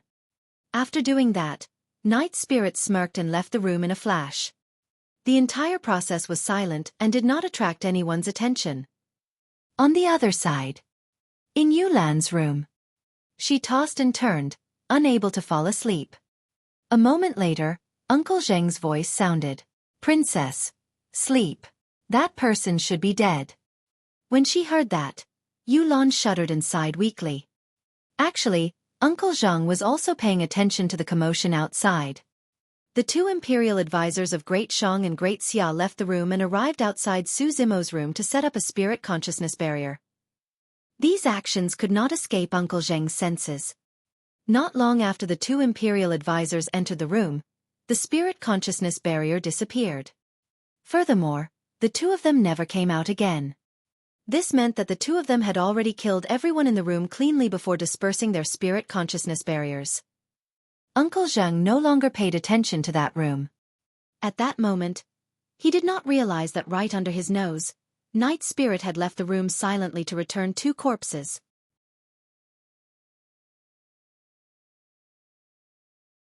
Chapter 1146, Corpse. Chapter 1146, Corpse. The next day, Yulan sat up the moment dawn broke. Her eyes were slightly red and bloodshot. Last night, when she heard the news of Su Zimo and the others dying, not only did she not manage to fall asleep, her heart was even more flustered and she was no longer sleepy. Yulan sat by the bed and stared at something in deep thought. Uncle Zheng, who was sitting quietly at the side, opened his eyes slowly and consoled her softly. "Princess, you can't be blamed for this. You don't have to feel guilty at all. There are some things that you'll be able to accept more easily once you're older." "Yes." Yulan took a deep breath and nodded. "Uncle Zheng, I know.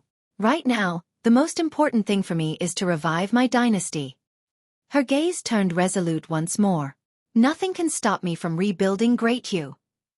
"I'm relieved that you have that belief." Uncle Zheng nodded with a smile. "Princess, there's good news that I haven't told you yet.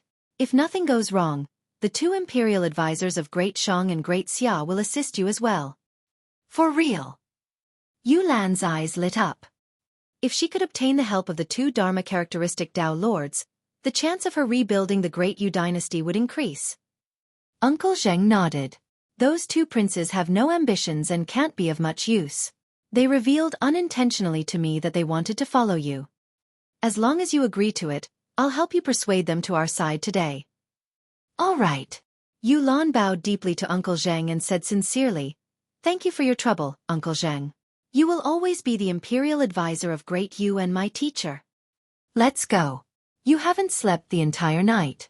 Go out and take a breather." Uncle Zheng stood up and said.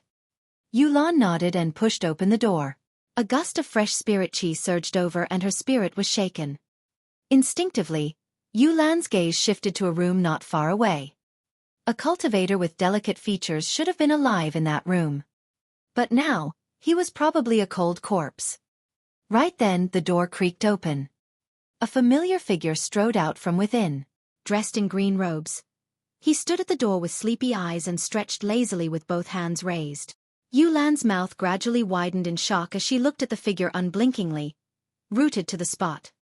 Seemingly sensing Yulan's gaze, Su Zimo turned to look at her and greeted with a smile. "Morning."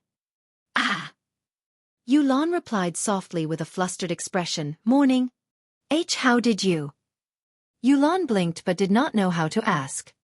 Although she had countless questions when she saw that Su Zimo was still alive, she heaved a long sigh of relief in the depths of her heart with an inexplicable joy. Uncle Zheng was initially in the house. When he heard the commotion outside, he frowned and walked out to take a look. He was stunned on the spot as well. "You're still alive?" He did not hide his surprise and asked directly. Su Zimo had a calm expression. "I'm indeed tired from the long journey and slept soundly. How could I have died?" Uncle Zheng was stunned when he saw that Su Zimo did not seem to be faking it. Right then, Night Spirit walked out from behind Su Zimo. Thereafter, Nian Qi appeared. Finally, the Golden Lion walked out as well. The four of them were safe and sound without any signs of injury. How was that possible? Uncle Zheng was confused.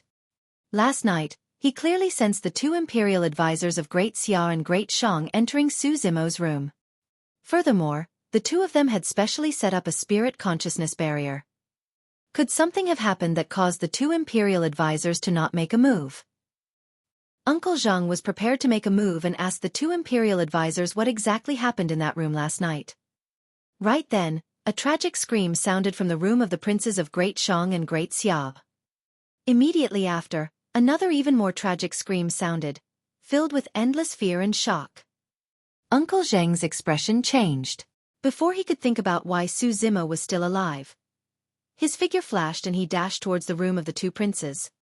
The old man's movement technique was extremely fast and one could not tell that he was in his twilight years.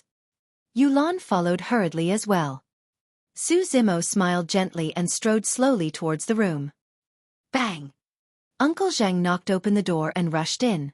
When he focused his gaze, he could not help but take a deep breath and retreat half a step instinctively. Uncle Zhang, what's wrong?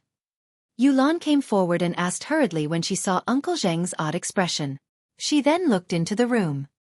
That single look shocked her as well and blood drained from her face. The room reeked of blood and there was a strong aura of death that was nauseating. Two corpses laid on the two beds facing the door. There was a pool of blood beneath them that had stained the bedsheets red and was almost dried up. It was clear that they had been dead for a long time. Although the two corpses had their backs facing the door, Uncle Zhang and Yuwen could recognize their backs. The two corpses were the imperial advisors of Great Shang and Great Xia. The two Dharma characteristic Dao lords were dead. Who did it? How was it so silent that there wasn't any bit of commotion? The two of them had infiltrated Su Zimo's room last night. How did they end up dead here? Countless questions surfaced. Uncle Zhang and Yuwen's minds were in chaos. The deaths of the two imperial advisors sent chills down Uncle Zhang's spine. This meant that he was also in immense danger and could die at any moment.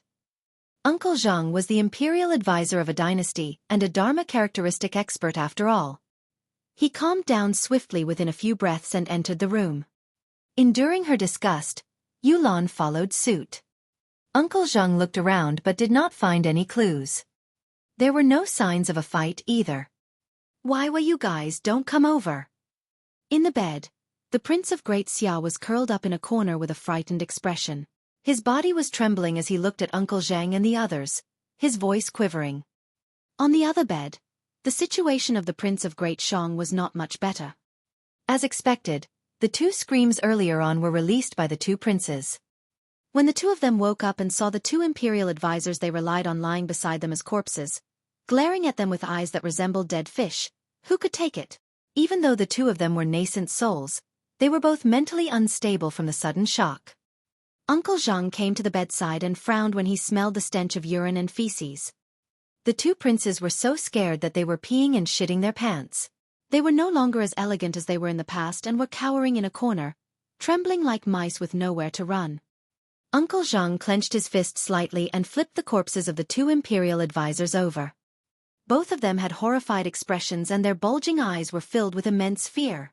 Even though he was prepared, his heart skipped a beat. It was truly hard to imagine how frightened the two Dharma characteristic Dao lords were before their deaths to reveal such expressions.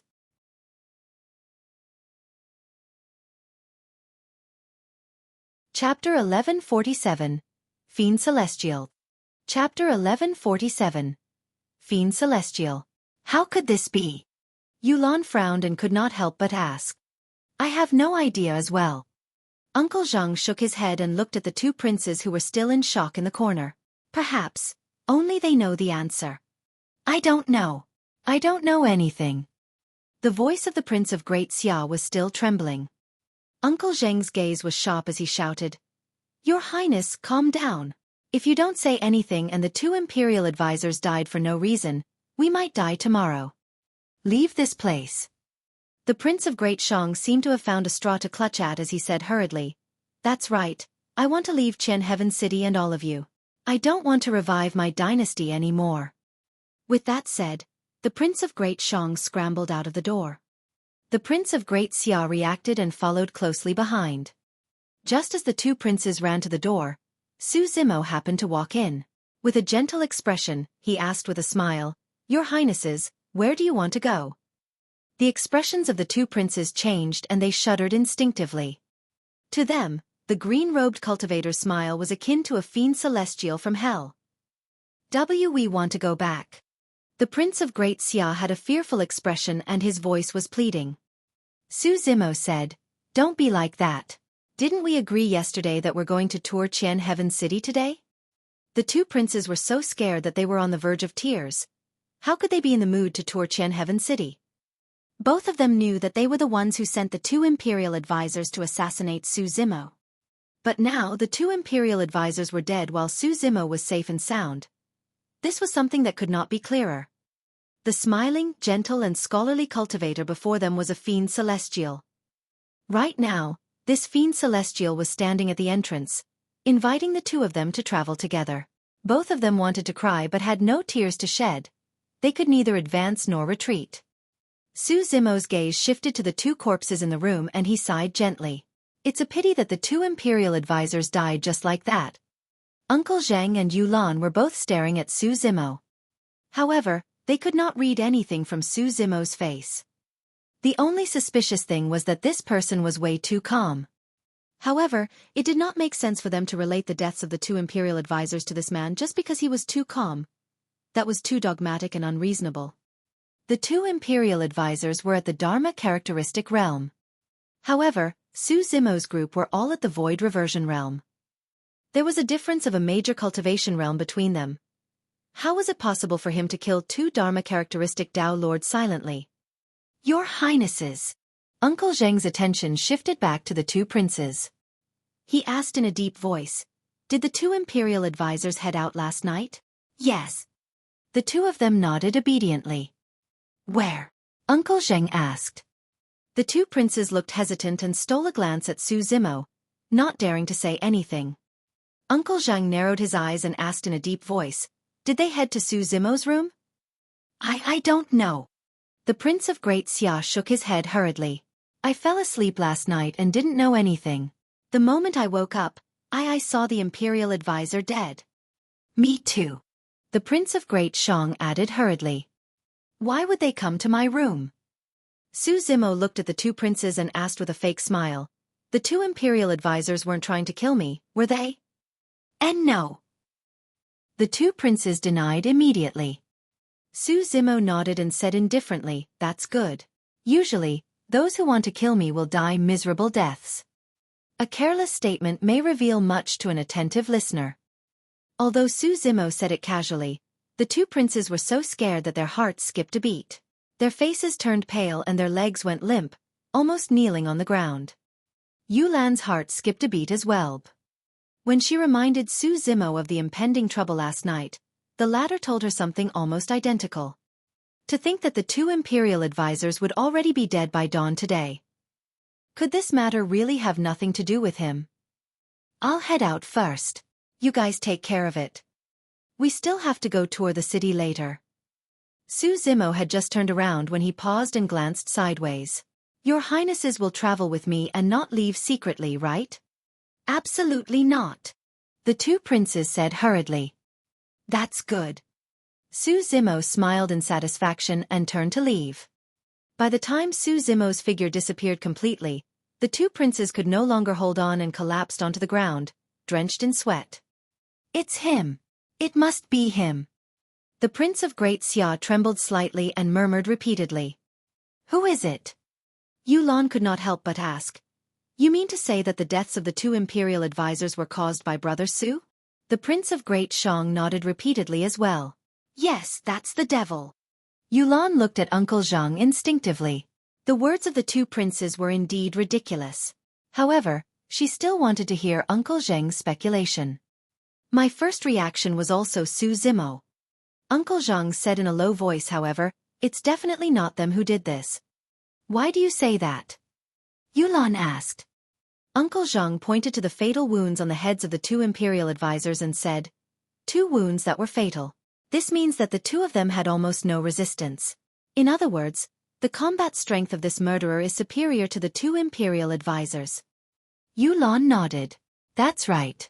Even if Su Zimo and the others have the strength to kill Dharma-characteristic Dao lords across a major cultivation realm, they won't be able to kill with a single fatal blow.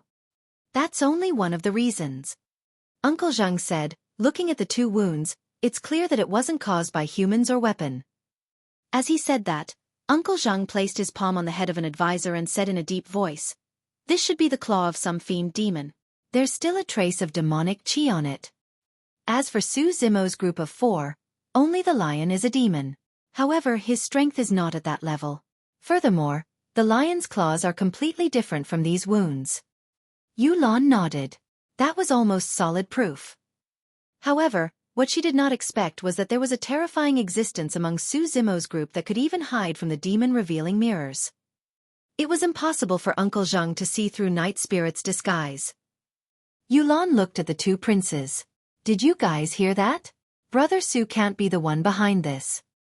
It's him. The Prince of Great Xia seemed to have fallen into a trance, and the fear in his eyes did not dissipate as he continued. It must be him. His smile and gaze are telling me that he's the one who killed the Imperial advisors. Sigh. Yulan sighed. After the shock, both of them were no longer in their right minds. The 2 princes were reduced to such a state and would have to live in fear every day. This was much more torturous than killing them outright. Indeed, the 2 princes were scared out of their wits. However, their guesses were very close to the truth. They were not as calm and rational as Uncle Zhang and Yulan to be able to deduce many conclusions based on some clues. They were simple-minded.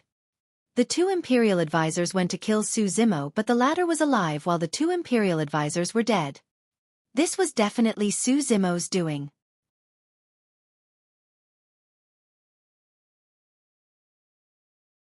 Chapter 1148. Dao Meet begins. Chapter 1148. Dao Meet begins. No matter who the true culprit was, Uncle Zhang and Yulan felt a sense of pressure when 2 Dharma-characteristic Dao lords died beside them. The North Region Dao Meet had yet to begin. For the next few days, Uncle Zhang and Yulan did not dare to rest or relax. They were afraid that the fiend demon hidden in the dark would assassinate them silently. If that was the case for the 2 of them, it was even worse for the 2 princes. For the next few days, the 2 princes were tortured by the fear in their hearts to the point of almost breaking down. They rapidly lost weight and looked dispirited. At times, the 2 princes would be in a daze and mutter things like, "It must be him," repeatedly. Su Zimo's group of 4 were the only ones that looked the same as usual. At times, even Yulan admired the 4 of them. On the day the 2 Imperial advisors died, she told Su Zimo about Uncle Zhang's speculation. Furthermore, she told Su Zimo and the others that there was a powerful fiend demon hiding in Qian Heaven City and told them to be careful. In the end, Su Zimo and the others did not care at all, as though they did not know what fear was. She did not know if this person was truly fearless or if he was just naive and had not experienced the terror of life and death. For the past few days, Yulan had not been idle either. She had obtained a lot of information regarding the North Region Dao Meet in Qian Heaven City. In this era, the cultivation civilization was flourishing and was almost comparable to the ancient era. There were many paragons and monster incarnates. Many paragons were gathered at this North Region Dao Meet alone. Many of them were even as famous as Dao being Wushuang. Dao being 100 Ghost of the Yin Ghost Sect, one of the upper sects, had cultivated a secret skill that no one in the Yin Ghost Sect had managed to cultivate for the past 1,000 years. His combat strength was heaven-defying and he had suppressed countless people of the same cultivation realm. Up till now, he had fought countless battles and was defeated less than 10 times. Dao being Blazing Son of Blaze Columbus Valley, another upper sect, was also notorious. He was lauded as the #1 fire tamer of the North Region, and his understanding of the fire Dao was unprecedented, comparable even to ancient sages. Dao being Zimu of Heavenly Piercing Sword Sect was a genius of the sword Dao. He was extremely famous in the North Region. It was said that a mighty figure of Middle Continent Sword Sect appreciated his potential and wanted to take him in as a disciple but was rejected by him. Dao being Zimu was known as one of the North Region's twin swords. Of the upper sects, 7 Kills Sect and Mystic Firmament Divine Cult sent out their paragons as well. Of course, some of the 10 upper sects of the North Region were weaker as well. For example, Dragon Tiger Sect was implicated in the fight between the 4 dynasties earlier on and suffered considerable losses. Apart from the 10 upper sects, the 4 gentry clans were not to be underestimated as well. For example, Dao being Illusion Light of the Dugu family was a paragon of the sword Dao. His illusion sword Dao could make it difficult to distinguish from reality. At the same cultivation realm, there were few people who could see through his sword Dao. Dao being Illusion Light was also the other one of the North region's twin swords. Dao being Zimu and Dao being Illusion Light were 2 geniuses of the sword and were extremely notorious in the North region. They were practically invincible. In this North region Dao meet, there was probably going to be a showdown between their swords. Of course, among the paragons, Dao being Wushuang of the Yuwen clan was the most famous. There were also some paragons who wanted to challenge Dao being Wushuang's status. Apart from the sparring between void reversions, there were also many fights between Dharma-characteristic Dao lords. There would definitely be a fierce battle at the North region Dao meet. However, no one realized that there were 4 unassuming people in Qian Heaven City who were prepared to create a massive wave at the North region Dao meet. For the past few days, apart from the first day when Su Zimo went out for a walk, he had been staying in the inn to recuperate. Yulan wanted to make use of this opportunity to befriend paragons as much as possible and establish connections with some sects and factions to prepare for her dynasty revival plans. However, Su Zimo did not have many plans. Upon arrival at Qian Heaven City, there were only 2 things he needed to confirm. First, he wanted to know where Yuwen Wushuang was. Second, he wanted to know if Dao being Xian Yu would be coming. These 2 pieces of news could be obtained within a day. For the past few days, Yuwen Wushuang did not appear and Su Zimo and the others did not make any moves as well. However, they had already received definite news that Yuwen Wushuang would definitely appear at the North region Dao meet. As for Dao being Xian Yu, he should not be coming this time round. It was said that Glass Palace only sent a void reversion this time round to compete against Yuwen Wushuang for the spot of the number 1 Dao being in the North region. As time passed, the Golden Lion became increasingly nervous. He had been separated from Cuckoo for 9 years. He wasn't even sure if Cuckoo was still alive. He looked forward to their reunion. However, he was worried that something might happen and that Su Zimo, Night Spirit and Yan Qi would be in danger because they stood up for him. This was the North region Dao meet. It was one of the biggest events in the cultivation world of the North region. Even the Overlord of Wild Lion Ridge would not dare to lead his 10 million fiend demons here, let alone the 4 of them. There were not only void reversions at the Dao meet, there were also many Dharma-characteristic Dao lords. How were they going to handle it? The Golden Lion did not doubt Night Spirit's combat strength at all. However, 2 fists were no match for 4 hands. If they were surrounded, they would most likely die. More and more cultivators were gathering in Qian Heaven City, and it became livelier. Over the past few days, news would spread from time to time. The appearance of any paragon would cause quite a stir. On this day, the North region Dao meet officially began.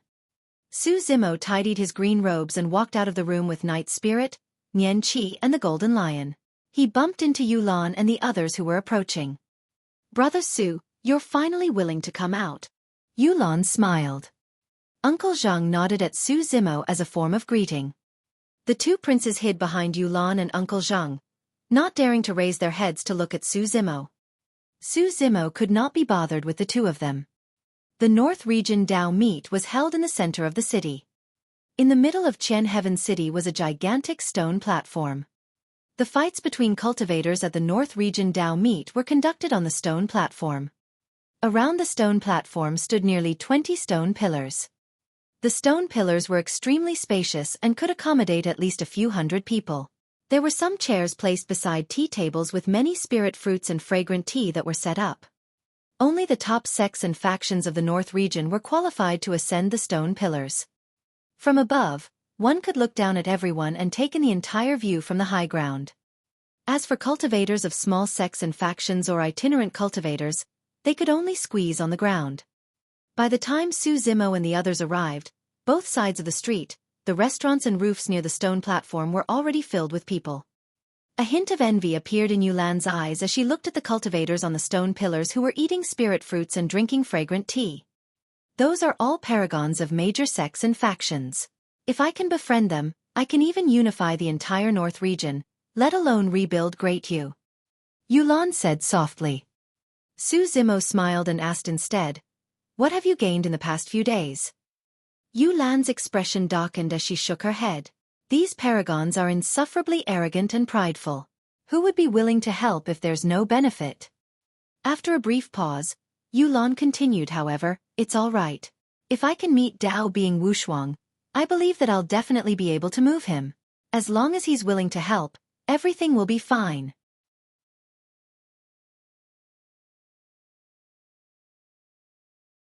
Chapter 1149. Settle a Score. Chapter 1149. Settle a Score. Dao being Windflame is here. Dao being Windflame, the paragon of Glass Palace in this generation. His combat strength is second only to Dao being Glass back then. At the mention of Dao being Glass, many cultivators had emotional expressions. Unknowingly, 10 years have passed since that calamity of the titular disciples. Someone sighed softly.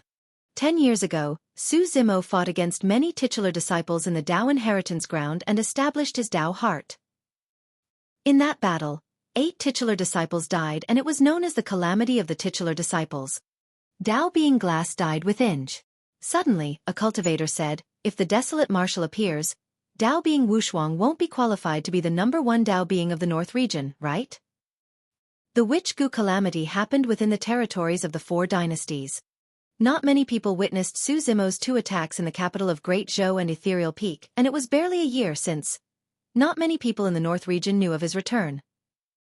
A cultivator at the side sneered, "Everyone, Desolate Marshal was crippled by a half-martial ancestor 10 years ago.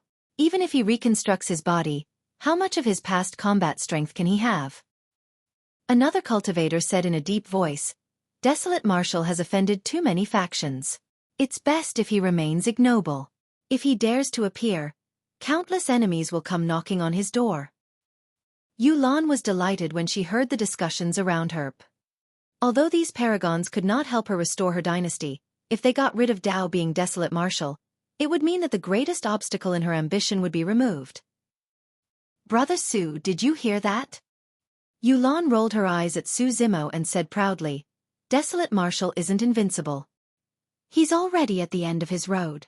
As long as I release the news of his return, countless paragons will naturally attack and suppress him." Su Zimo smiled indifferently and shook his head. "It's useless. They're just a bunch of useless people." Although it sounded natural coming from his mouth, it sounded way too arrogant to Yulan. Who would dare to call the paragons of the North region useless? Who was qualified? She frowned slightly and her impression of Su Zimo decreased significantly once more. Uncle Zhang could not help but sneer at the side. "What high-sounding sentiments. Why don't you give it a try during the battle between void reversions later? Let everyone see what you've got." "Not interested." Su Zimo shook his head. He was here for Dao being Wushuang. He was not bothered nor interested with the sparring between void reversions. "Look at how scared you are." The mockery in Uncle Zheng's eyes intensified as he said, "Don't worry. The purpose of this Dao meet is to exchange pointers and experience. Unless there's a deep feud, cultivators won't fight with their lives on the line." Su Zimo smiled and did not argue. In that short period of time, Dao being Windflame had already landed on a stone pillar with a calm expression, not even looking at the many cultivators beneath him. He had only one goal in coming here, to defeat Dao being Wushuang. Glass Palace was the only immortal sect in the North region. The title of the #1 Dao being of the North region had to be given to Glass Palace cultivators. Although Dao being Windflame was alone, he occupied an entire stone pillar and no cultivators had any objections. Even the Dharma characteristic Dao lords present had to give him face. At that moment, almost all the paragons of the major sects and factions were gathered. Many cultivators of the Yuwen clan had arrived as well. Yuwen Wushuang was the only one who had not appeared. None of the cultivators present complained, nor were they displeased. That was because this person had a noble status and it was only right for him to be late. After a while, a figure appeared in the distant horizon. In the blink of an eye, he had already arrived above Qian Heaven City. That person was burly and wore bronze armor. A blood-red cloak fluttered behind him as he rode on a pure gold lion that emitted a powerful aura. The moment he arrived, the clamor in the crowd decreased. It was as though no one dared to speak loudly for fear of offending this paragon. Dao being Wushuang. After Dao being Wushuang appeared, Dao being Windflame, who was initially resting with his eyes closed, suddenly opened them with a rainbow-colored glint in his eyes. At the same time, Dao being Wushuang looked towards Dao being Windflame. The gazes of the two paragons collided in midair like divine weapons and sparks flew. Instantly, the atmosphere turned extremely tense. The void between the two paragons was filled with a strong killing intent. Neither of them noticed that in the dense crowd on the street, there was a group of people staring at them coldly. Is that him? Su Zimo glanced sideways at the golden lion. The golden lion nodded heavily with a ferocious glint in his eyes as he grit his teeth. That's him. I'll recognize him even if he turns into ashes. That's Cuckoo. Su Zimo's gaze landed on Yuwen Wushuang's mount. The lion was pure gold and did not have a single strand of multicolored fur. It truly looked extremely majestic. Yes. The golden lion gulped and said with a worried expression, "First, if you guys end up fighting, please don't injure Cuckoo." Yes. Su Zimo nodded. At that moment, everyone's attention was focused on the two paragons, Dao being Wushuang and Dao being Windflame. No one heard their conversation either. Dao being Wushuang's cultivation seems to have improved quite a bit. Don't worry, Dao being Windflame's inheritance of Glass Palace is definitely not to be trifled with. The cultivators discussed fervently. Yuwen Wushuang surveyed the surroundings and declared loudly, "Sorry for the wait, everyone. I've just gained some enlightenment and my cultivation has improved. That's why I'm late." A commotion broke out in the crowd when they heard that. Dao being Wushuang was already at the perfected void reversion realm previously, and his cultivation improved. Isn't that the same as reaching the half-step Dharma characteristic realm? Who can match him at the same cultivation realm? The pressure on Dao being Windflame will be immense now. Dao being Wushuang is exerting pressure on Dao being Windflame. A cultivator could tell what was going on and said, although Dao being Wushuang's statement is an explanation, it's actually meant for Dao being Windflame. The fight between the two paragons had already begun. All eyes were on this. Yulan looked at the armored man riding a lion in midair and could not help but exclaim, "This is a true paragon. This should be the bearing of a paragon." As she said that, she looked at Su Zimo. She wanted to tell Su Zimo that paragons did not have to rely on words. They could attract everyone's attention the moment they appeared. When she looked at Su Zimo, she realized that he was pushing through the crowd and walking forward. "Brother Su, where are you going?" Yulan was stunned and asked hurriedly. "To settle a score with someone." Su Zimo replied without turning back. Night Spirit, Nian Qi and the Golden Lion followed behind him with menacing expressions. Yulan asked instinctively, "With who?" "Yuwen Wushuang." Su Zimo's voice sounded. Yulan was stunned as she looked at the back view that was leaving into the distance. Her impression of him that had gotten clearer once again turned blurry at the moment.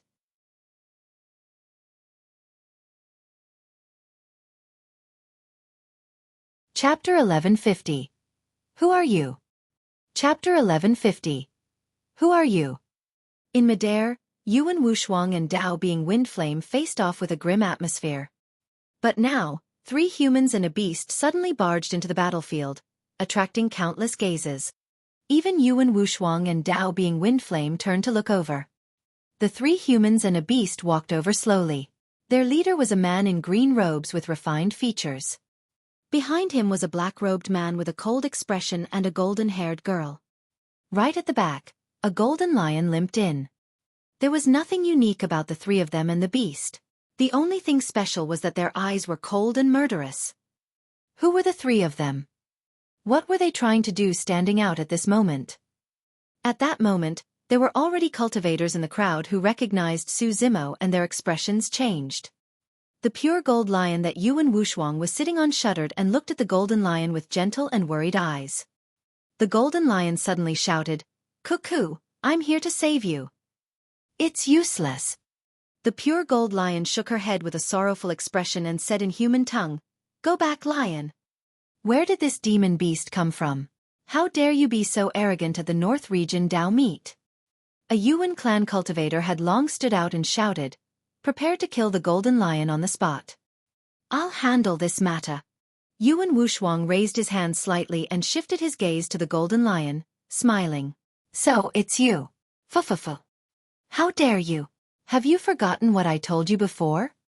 Yuwen Wushuang's tone was calm, but there was a hint of ferocity in his smile. "I've said it before. If you dare to look for me again, I'll break all your bones bit by bit."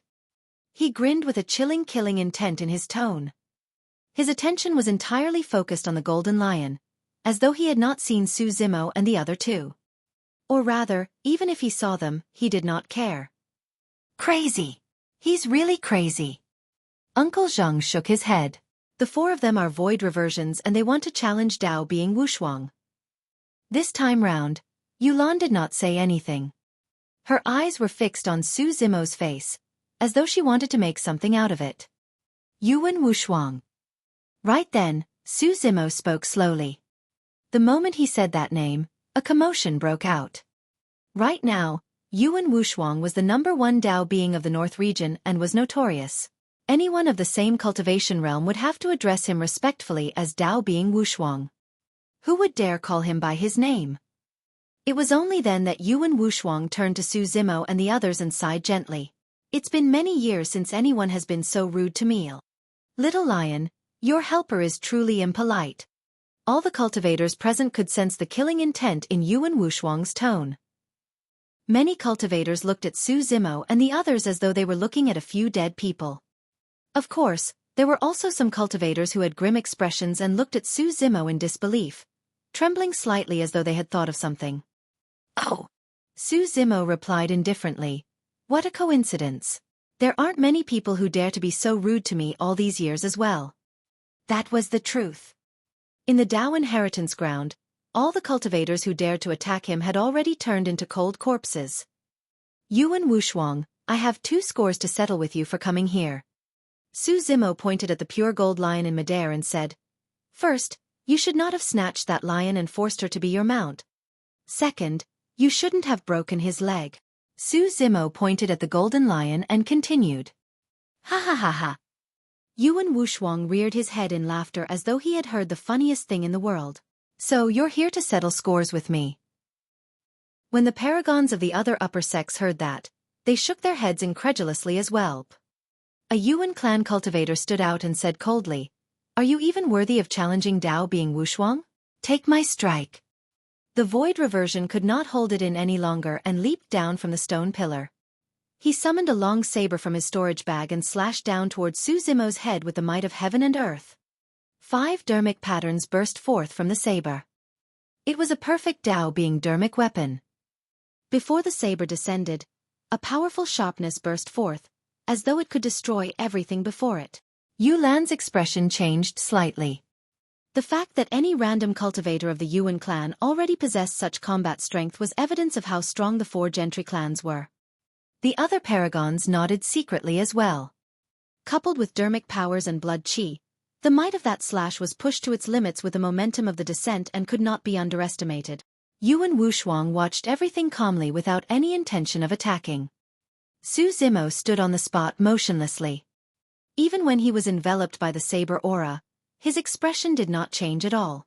His eyes were deep and emotionless like an ancient well. "It's over. That person is scared silly. There's a price to pay for being arrogant." Someone sneered. All of a sudden, Su Zimo opened his mouth and spat out a single word. "Scram." His voice was like thunder. The discussions in the crowd had just started when they were suppressed by that shout and returned to silence. The cultivators who were closer were caught off guard and were shocked. Many cultivators felt their ears buzzing and temporarily lost their hearing. They could no longer hear anything. The cultivators were stunned and looked at the battlefield in a daze. None of them could imagine that the roar came from a cultivator. The void reversion of the Yuwen clan was still in midair when he was struck by the sound domain attack. He shuddered and his gaze turned sluggish. His mind went blank and he lost consciousness, falling from midair like a meteor. The saber aura in his hands dissipated immediately. The light on his saber dissipated as well. Bang! The void reversion fell onto the stone platform heavily and did not move at all. He had already fainted and was unconscious. Su Zimo had used the power of Thunderclap Kill for that roar. Although his green lotus true body received the nourishment of the primordial divine spring, his bloodline was still not considered strong. If this was his dragon true body, that single roar would have shattered the void reversion's essence spirit, and he would have died on the spot instead of merely fainting. Even so, that move was shocking enough. The initially restless crowd quietened down instantly. Who would dare to underestimate someone who could knock out a void reversion with a single roar? Who are you? Yuwen Wushuang narrowed his eyes and asked slowly. Desolate Martial wishes to establish a Dao and impart martial arts to all living beings. Right then, a cultivator stood up slowly and glared at Su Zimo, saying slowly, Dao being Desolate Martial, you're finally out of seclusion. Pest. Dao being Desolate Martial. Those words seemed to have a magical power that caused the entire Qian Heaven City to fall silent. Yu Lan's mouth was agape as her mind buzzed with a blank expression. How could that be? Su Zimo. He was Desolate Martial. Uncle Zhang was also dumbfounded and could not snap out of his daze for a moment. It's him. The Prince of Great Xia looked like he had gone mad as he yelled with a horrified expression, I knew it. He must have killed the Imperial advisors.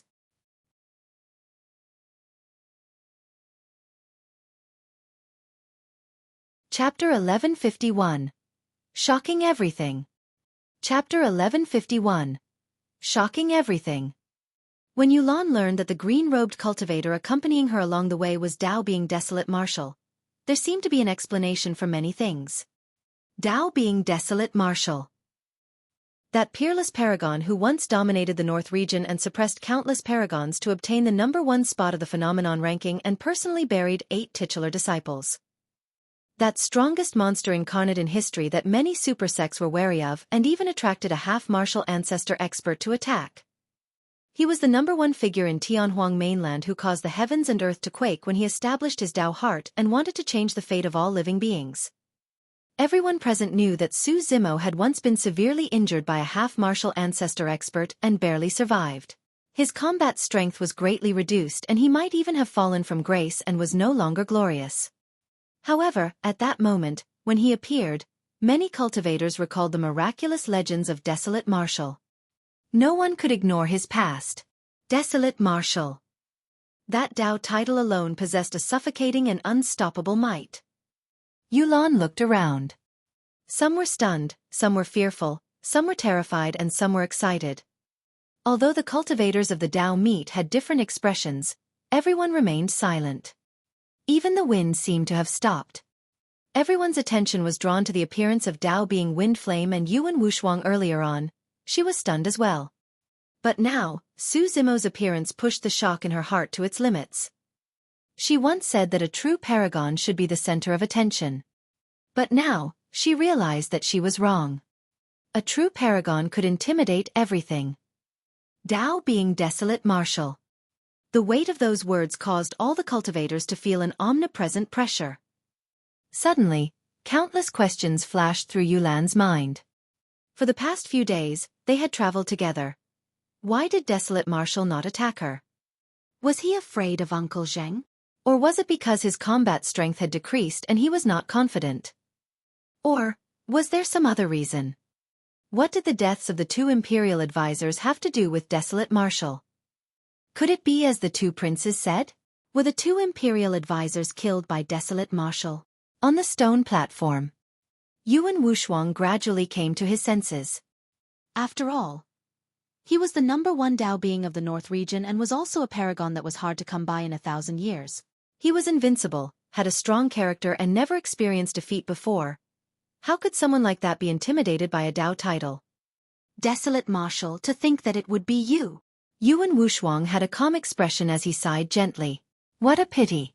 The moment your body was destroyed and the creation green lotus shattered, your era had already passed. Many cultivators felt relieved when they heard that.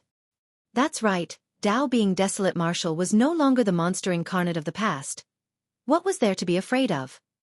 Desolate Marshal's greatest reliance was his bloodline power. Now that he had reconstructed his body and lost his divine phoenix bone, what trump cards did he have left? Desolate Marshal, you came at the right time. More than 100 years ago, you fought for the vermilion fruit in the great Qian ruins and killed a paragon of our sect. It's time for you to settle this score. On the stone pillar, Dao being 100 ghost of the Qian ghost sect stood up slowly and glared at Su Zimo with a dark expression. Dao being blazing sun from one of the 10 upper sects, Blaze Columbus Valley, suddenly burst into flames and said in a deep voice, "You killed many disciples of my sect in the battle of the great Qian ruins. It's time for you to pay with your life." Dao being Zimu of the heaven-piercing sword sect, one of the North region twin swords, suddenly said with a sharp gaze, "In the great Qian ruins, you killed a paragon of our sect.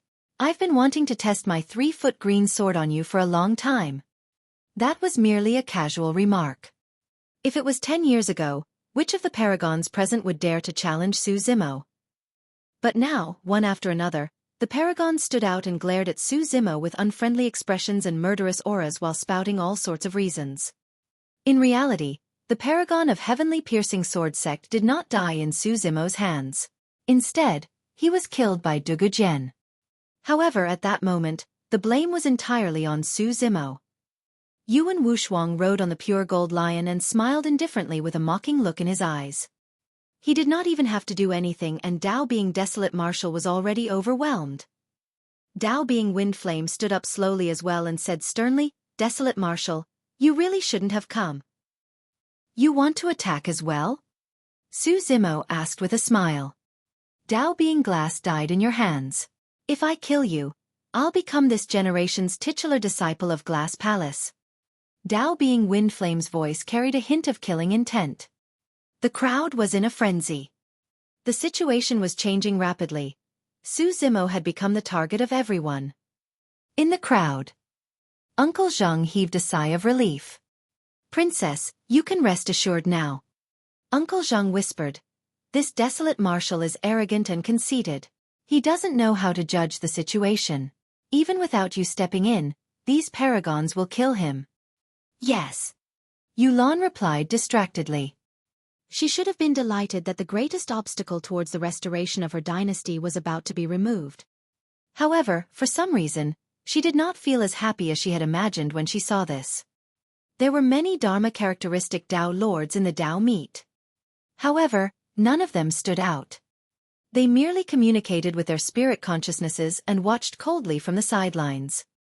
They were well aware of how many conjoint body mighty figures attacked Dragon Burial Valley 10 years ago. Dao being Desolate Marshal had a Mahayana patriarch backing him. Furthermore, the patriarch had once said that he would not interfere in a fight of the same cultivation realm. However, if any expert of any sect tried to murder Desolate Marshal across a major cultivation realm again, that patriarch would take revenge. We just have to watch from the sidelines. Dao Lord Mu Yu was a Dharma characteristic expert of the Duanmu aristocratic family. Dao Lord Bai Ling, a Dharma characteristic expert of the Ouyang aristocratic family, smiled indifferently. That's right. With so many void reversion paragons gathered here, Desolate Marshal will definitely die today. To all of them, notwithstanding the fact that there were peerless paragons like Yuwen Wushuang and Dao being Wind Flame. Even if everyone were to take turns fighting Su Zimo, the latter would be exhausted to death. On the stone platform, in the face of the killing intent of many void reversion paragons, Su Zimo's expression was calm as he said slowly, "I'm here today to look for Yuwen Wushuang. It's best for those uninvolved to not interfere." His statement was truly a reminder out of goodwill. He had only 2 motives for coming to the North Region Dao meet, Yuwen Wushuang and Dao being Shen Yu of Glass Palace. However, some people were indifferent towards Su Zimo's reminder. "Desolate Marshal, this is the North Region Dao meet. You can't be arrogant here." A void reversion stood out and strode towards Su Zimo. His eyes seemed to conjure the sun, moon and stars with a shocking aura. It's Dao being Stellar Cloud of Stellar Luna Sect. I heard that Dao being Stellar Cloud is only 100 years old. He's already at the void reversion realm at such a young age and has a bright future ahead of him. Some cultivators whispered. On the stone platform, Su Zimo stood motionlessly without even looking at Dao being Stellar Cloud. Dao being Stellar Cloud felt that he was being looked down upon and was enraged. Without even testing the waters, he released Stellar Luna Sect's secret skill right away. He wanted to release his killing move and not give Su Zimo any chance to react. A one-hit kill. A secret skill had already formed in front of Dao being Stellar Cloud. An ancient gigantic star spun slowly and crushed over with a powerful aura. Right then, Nian Qi turned around slowly.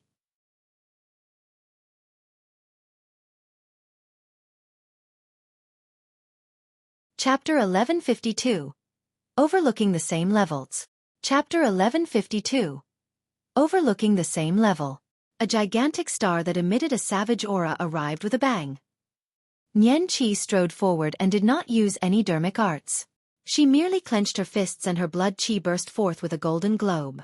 She clenched her fist and punched. In the face of this star, Nian Qi's fist was as insignificant as a speck of dust. However, when that speck of dust collided with the gigantic star, an earth-shaking and deafening bang sounded. Boom! A massive shockwave spread in all directions. Nian Qi did not take a single step back as her golden hair fluttered. Crack, crack, crack.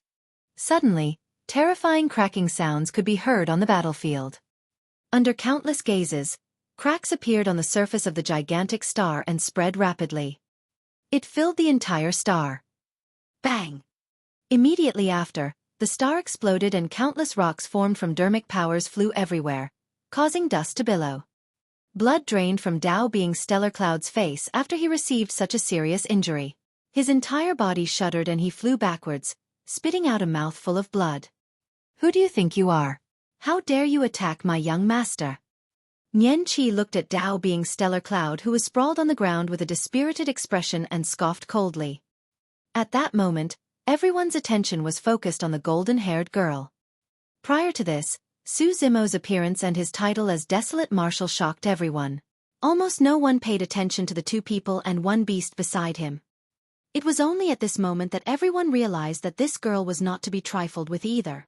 What surprised everyone the most was that such a beautiful and powerful young lady seemed to be a maidservant of Desolate Marshal. Yulan was dumbfounded.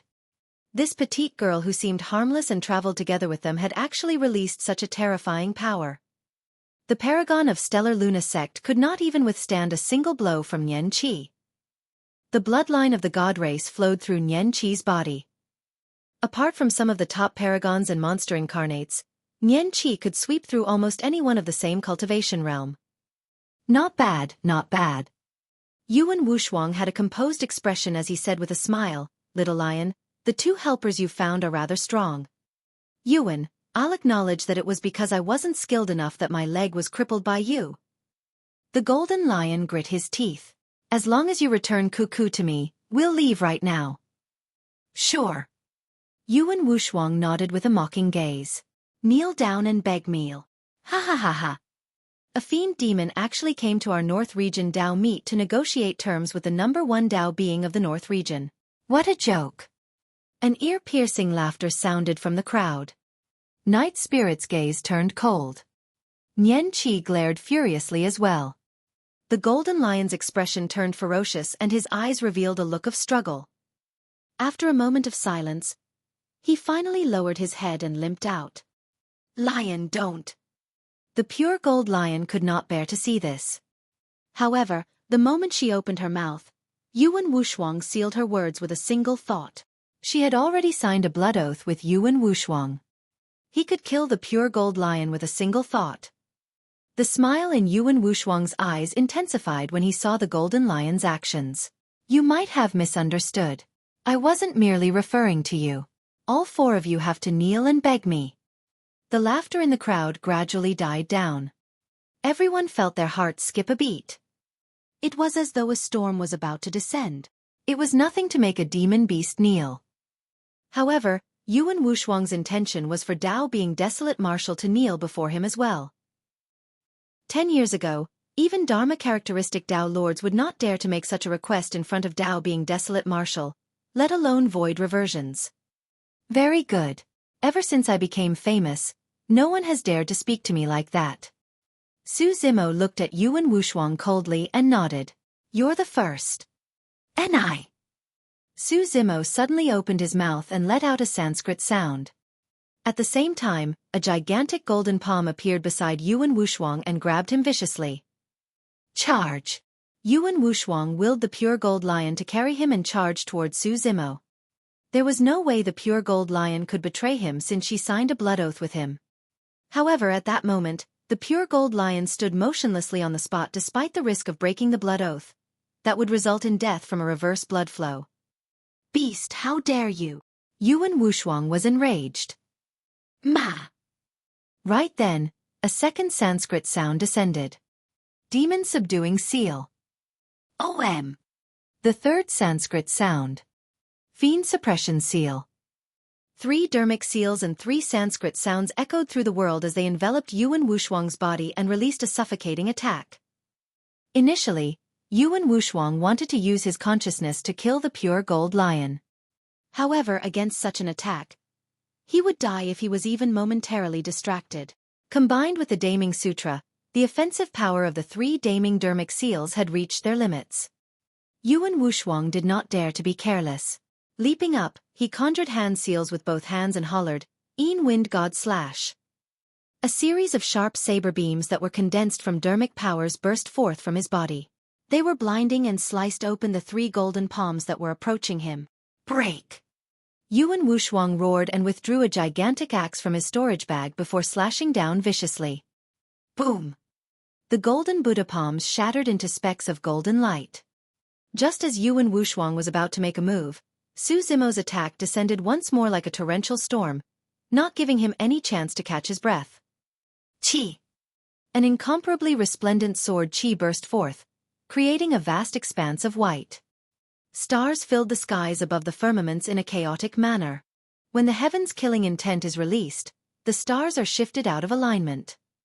Heaven-slaying sword Qi. This was the most terrifying killing move among Su Zimo's many dermic arts. With his current cultivation, he could slash out 3 sword Qi consecutively. However, Su Zimo did not release everything at once. The killing power of the 3 sword Qi was way too terrifying. He was worried that he would kill Yuwen Wushuang right away. Yuwen Wushuang had signed a blood oath with the pure gold lion.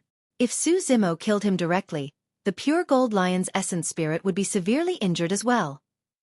Furthermore, even if he killed Yuwen Wushuang directly, he might not be able to free the golden lion from its mental demons. Everyone was shocked when the heaven-slaying sword Qi appeared. Not to mention the void reversions present, even many Dharma characteristic Dao lords were shocked and looked wary. Even they felt threatened by the sharpness of the sword Qi. What a terrifying sword Qi! To think that desolate Martial's dermic arts would be so terrifying. Humph! Suddenly, a cultivator sneered. All of you think that desolate Martial's combat strength has decreased significantly after losing his body.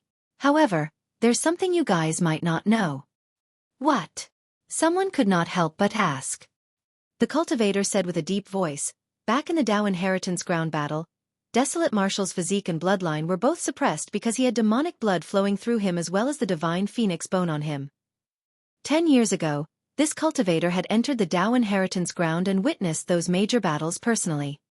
What does that mean? The cultivators at the side still did not understand. The cultivator said slowly, this means that when desolate Martial killed the 8 titular disciples, he did not use his physique or bloodline at all. You guys thought that his physique and bloodline were strong and that he was invincible in melee combat. However, you guys don't know that desolate Martial's dermic arts are so strong that they can look down on those of the same cultivation realm and destroy everything.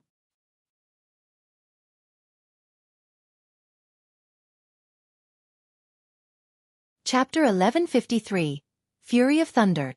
Chapter 1153, Fury of Thunder. Yuwen Wushuang swung the gigantic axe in his hands. The moment he charged forward, His vision was shrouded by a blinding light. An extremely sharp aura surged over. Before the sharpness descended, he felt as though his body was about to be torn into two. Ah! Yuwen Wushuang raised his head and howled as the blood qi in his body exploded. His bloodline rumbled and surged. His blood qi was vibrant. It was only a step lower than the tsunami blood level and was considered top tier as well. Yuwen Wushuang gripped his gigantic axe tightly and released his blood qi. Dermic powers surged within his body as his black hair danced. Narrowing his eyes, he slashed towards the incoming sword qi. The heaven-slaying sword qi had already forced out all his strength. Right then, Su Zimo slapped his storage bag and removed a dark gray mountain from it, throwing it towards Yuwen Wushuang. It was the ancient unique treasure, the Mystic Magnet Mountain. When he took out the Mystic Magnet Mountain, it was only the size of a hand and could be supported by a single palm. However, as Su Zimo injected dermic powers, the Mystic Magnet Mountain expanded against the wind and grew rapidly. In the blink of an eye, it turned into a mountain. The larger the Mystic Magnet Mountain, the stronger the power of magnetism it emitted. Given Su Zimo's current cultivation, he could raise the Mystic Magnet Mountain to 100 feet with his full strength. Although it was far from a true mountain peak, the sudden descent of the 100-feet-tall mountain was shocking enough. Initially, the gigantic axe Yuwen Wushuang wielded could have struck the heaven-slaying sword qi. However, due to the appearance of the Mystic Magnet Mountain, it released a powerful magnetic force and pulled his gigantic axe away from its original trajectory. Yuwen Wushuang's blood qi was strong, and even with the suction of the Mystic Magnet Mountain, he could still maintain his balance. However, the gigantic axe in his hand shifted slightly and barely missed the incoming heaven-slaying sword qi. Although it seemed like a hair's breadth difference, it was enough to determine the outcome of this battle. Yuwen Wushuang's expression changed. In a flash, he made the best decision. He abandoned the gigantic axe in his hands. That gigantic axe was his destiny dermic weapon and could unleash immense destructive power in his hands. However, under the shroud of the Mystic Magnet Mountain, his destiny dermic weapon became a burden. He could not spare any effort to defend against the heaven-slaying sword qi either. With a single thought, Yuwen Wushuang transformed the gigantic axe into a stream of light and stuffed it back into his storage bag. At the same time, he conjured hand seals with his left hand and took out a few talismans from his storage bag with his right, ripping them apart. Hum, hum, hum. A series of defensive barriers formed in front of him in an attempt to defend against the sharpness of the heaven-slaying sword qi. Poof, poof, poof. However, in the face of the heaven-slaying sword qi, those talismans were like pieces of paper that were pierced one after another. 6 trigram dermic mirror. With that delay, Yuwen Wushuang's dermic art was already formed. A pure gold round mirror appeared in his palm. Mysterious patterns were etched on it and it spun continuously, emitting a blazing light. The series of exchanges displayed Yuwen Wushuang's immense combat strength, keen talent and brilliant techniques. He was indeed worthy of being called the #1 Dao being of the North region. However, Yuwen Wushuang's rise was way too short. At most it was only 10 years. What happened 10 years ago? 8 titular disciples, the strongest void reversions of Tianhuang mainland, were killed by Su Zimo in the Dao inheritance ground. The reason why Yuwen Wushuang could rise was because Dao being glass died in Su Zimo's hands. In other words, if Dao being glass was still around, Yuwen Wushuang might not be able to stand out. However, after 10 years, Su Zimo, who once killed 8 titular disciples in the Dao inheritance ground, became even stronger and the killing power of the heaven-slaying sword qi was even more immense. Clang! The heaven-slaying sword qi broke through 3 defensive barriers and struck the center of the 6 trigram dermic mirror. Crack, crack, crack. Accompanied by a cracking sound, cracks appeared on the 6 trigram dermic mirror. The entire mirror was covered in the blink of an eye. Yuwen Wushuang's expression changed. The killing power of that sword qi was too strong and it broke through 3 of his defensive talismans and a defensive dermic art. However, the remnant sharpness did not stop. There was no need for more. 2 consecutive sword qi could kill him here. Yuwen Wushuang felt an immense pressure that suffocated him. It was as though all his methods could not withstand a single blow from Desolate Marshal. Desolate Marshal had a reconstructed body, and the power of his body's bloodline was definitely a weakness. Yuwen Wushuang wanted to close the distance and engage in melee combat with Su Zimo right away, but he could not. Poof! The sword Qi pierced through the 6-trigram dermic mirror. Yuwen Wushuang wanted to stop and dodge, but it was already too late. Poof! A flash of blood appeared. Yuwen Wushuang's palm was pierced by the heaven-slaying sword Qi. The killing power within the sword Qi spread along the wound rapidly and destroyed all life force in the palm. On the surface, Yuwen Wushuang's palm was merely pierced with a bloody hole. However, in the blink of an eye, the meridians and blood vessels in the palm were severed and the life force within was destroyed by the heaven-slaying sword Qi. That palm was already crippled. The sword Qi did not stop and stabbed towards Yuwen Wushuang's chest. Clang! The sword Qi landed on his armor and shot out a fiery light before dissipating. The cultivators were dumbfounded. Throughout the entire process, everyone was so nervous that they forgot to breathe. Everyone heaved a sigh of relief when they saw the sword Qi dissipate. Even bystanders could feel such pressure against the heaven-slaying sword Qi, let alone Yuwen Wushuang who was enveloped by it. A few drops of sweat had already appeared on his forehead. His armor was also a connate Dao being dermic weapon. However, the remnant sword Qi still left a clear white mark on his armor. If not for the protection of the armor, he would have been defeated and severely injured by the sword Qi. Yuwen Wushuang had just escaped a calamity and was slightly relieved. However, he had not expected that Su Zimo would not give him a chance to catch his breath. At the same time that the sword Qi dissipated from the 6-trigram dermic mirror, Su Zimo charged forward and extended his arm, pointing at Yuwen Wushuang as he hollered, "Kill!" Thunderclap kill. A sound domain secret skill was released. If it was a normal battle, Yuwen Wushuang's blood Qi and body might not have been affected by Thunderclap kill. However, at that moment, he was at his most relaxed state when he was suddenly struck by Thunderclap kill. His entire body shuddered and his mind went blank. The moment Thunderclap kill descended, a gigantic thunderbolt descended from above his head. It was curved and coiled with lightning as it struck Yuwen Wushuang's head. Snap! A thunderclap sounded. The Purple Thunder Manual and Green Thunder Manual combined to form the Great Void Spirit Refinement section. This was one of the dermic arts, the Fury of Thunder. Yuwen Wushuang's armor could defend against the sharpness of dermic weapons, but it could not defend against the impact of the Fury of Thunder. Thunderclap kill and Fury of Thunder descended at the same time and Yuwen Wushuang was struck silly. Green smoke billowed from his body and his hair was coiled as he stood motionlessly with a dull gaze. You're tuning in to the Xueqi's Martial Arts Saga YouTube channel. Don't forget to subscribe and join us on this journey to catch the most captivating stories.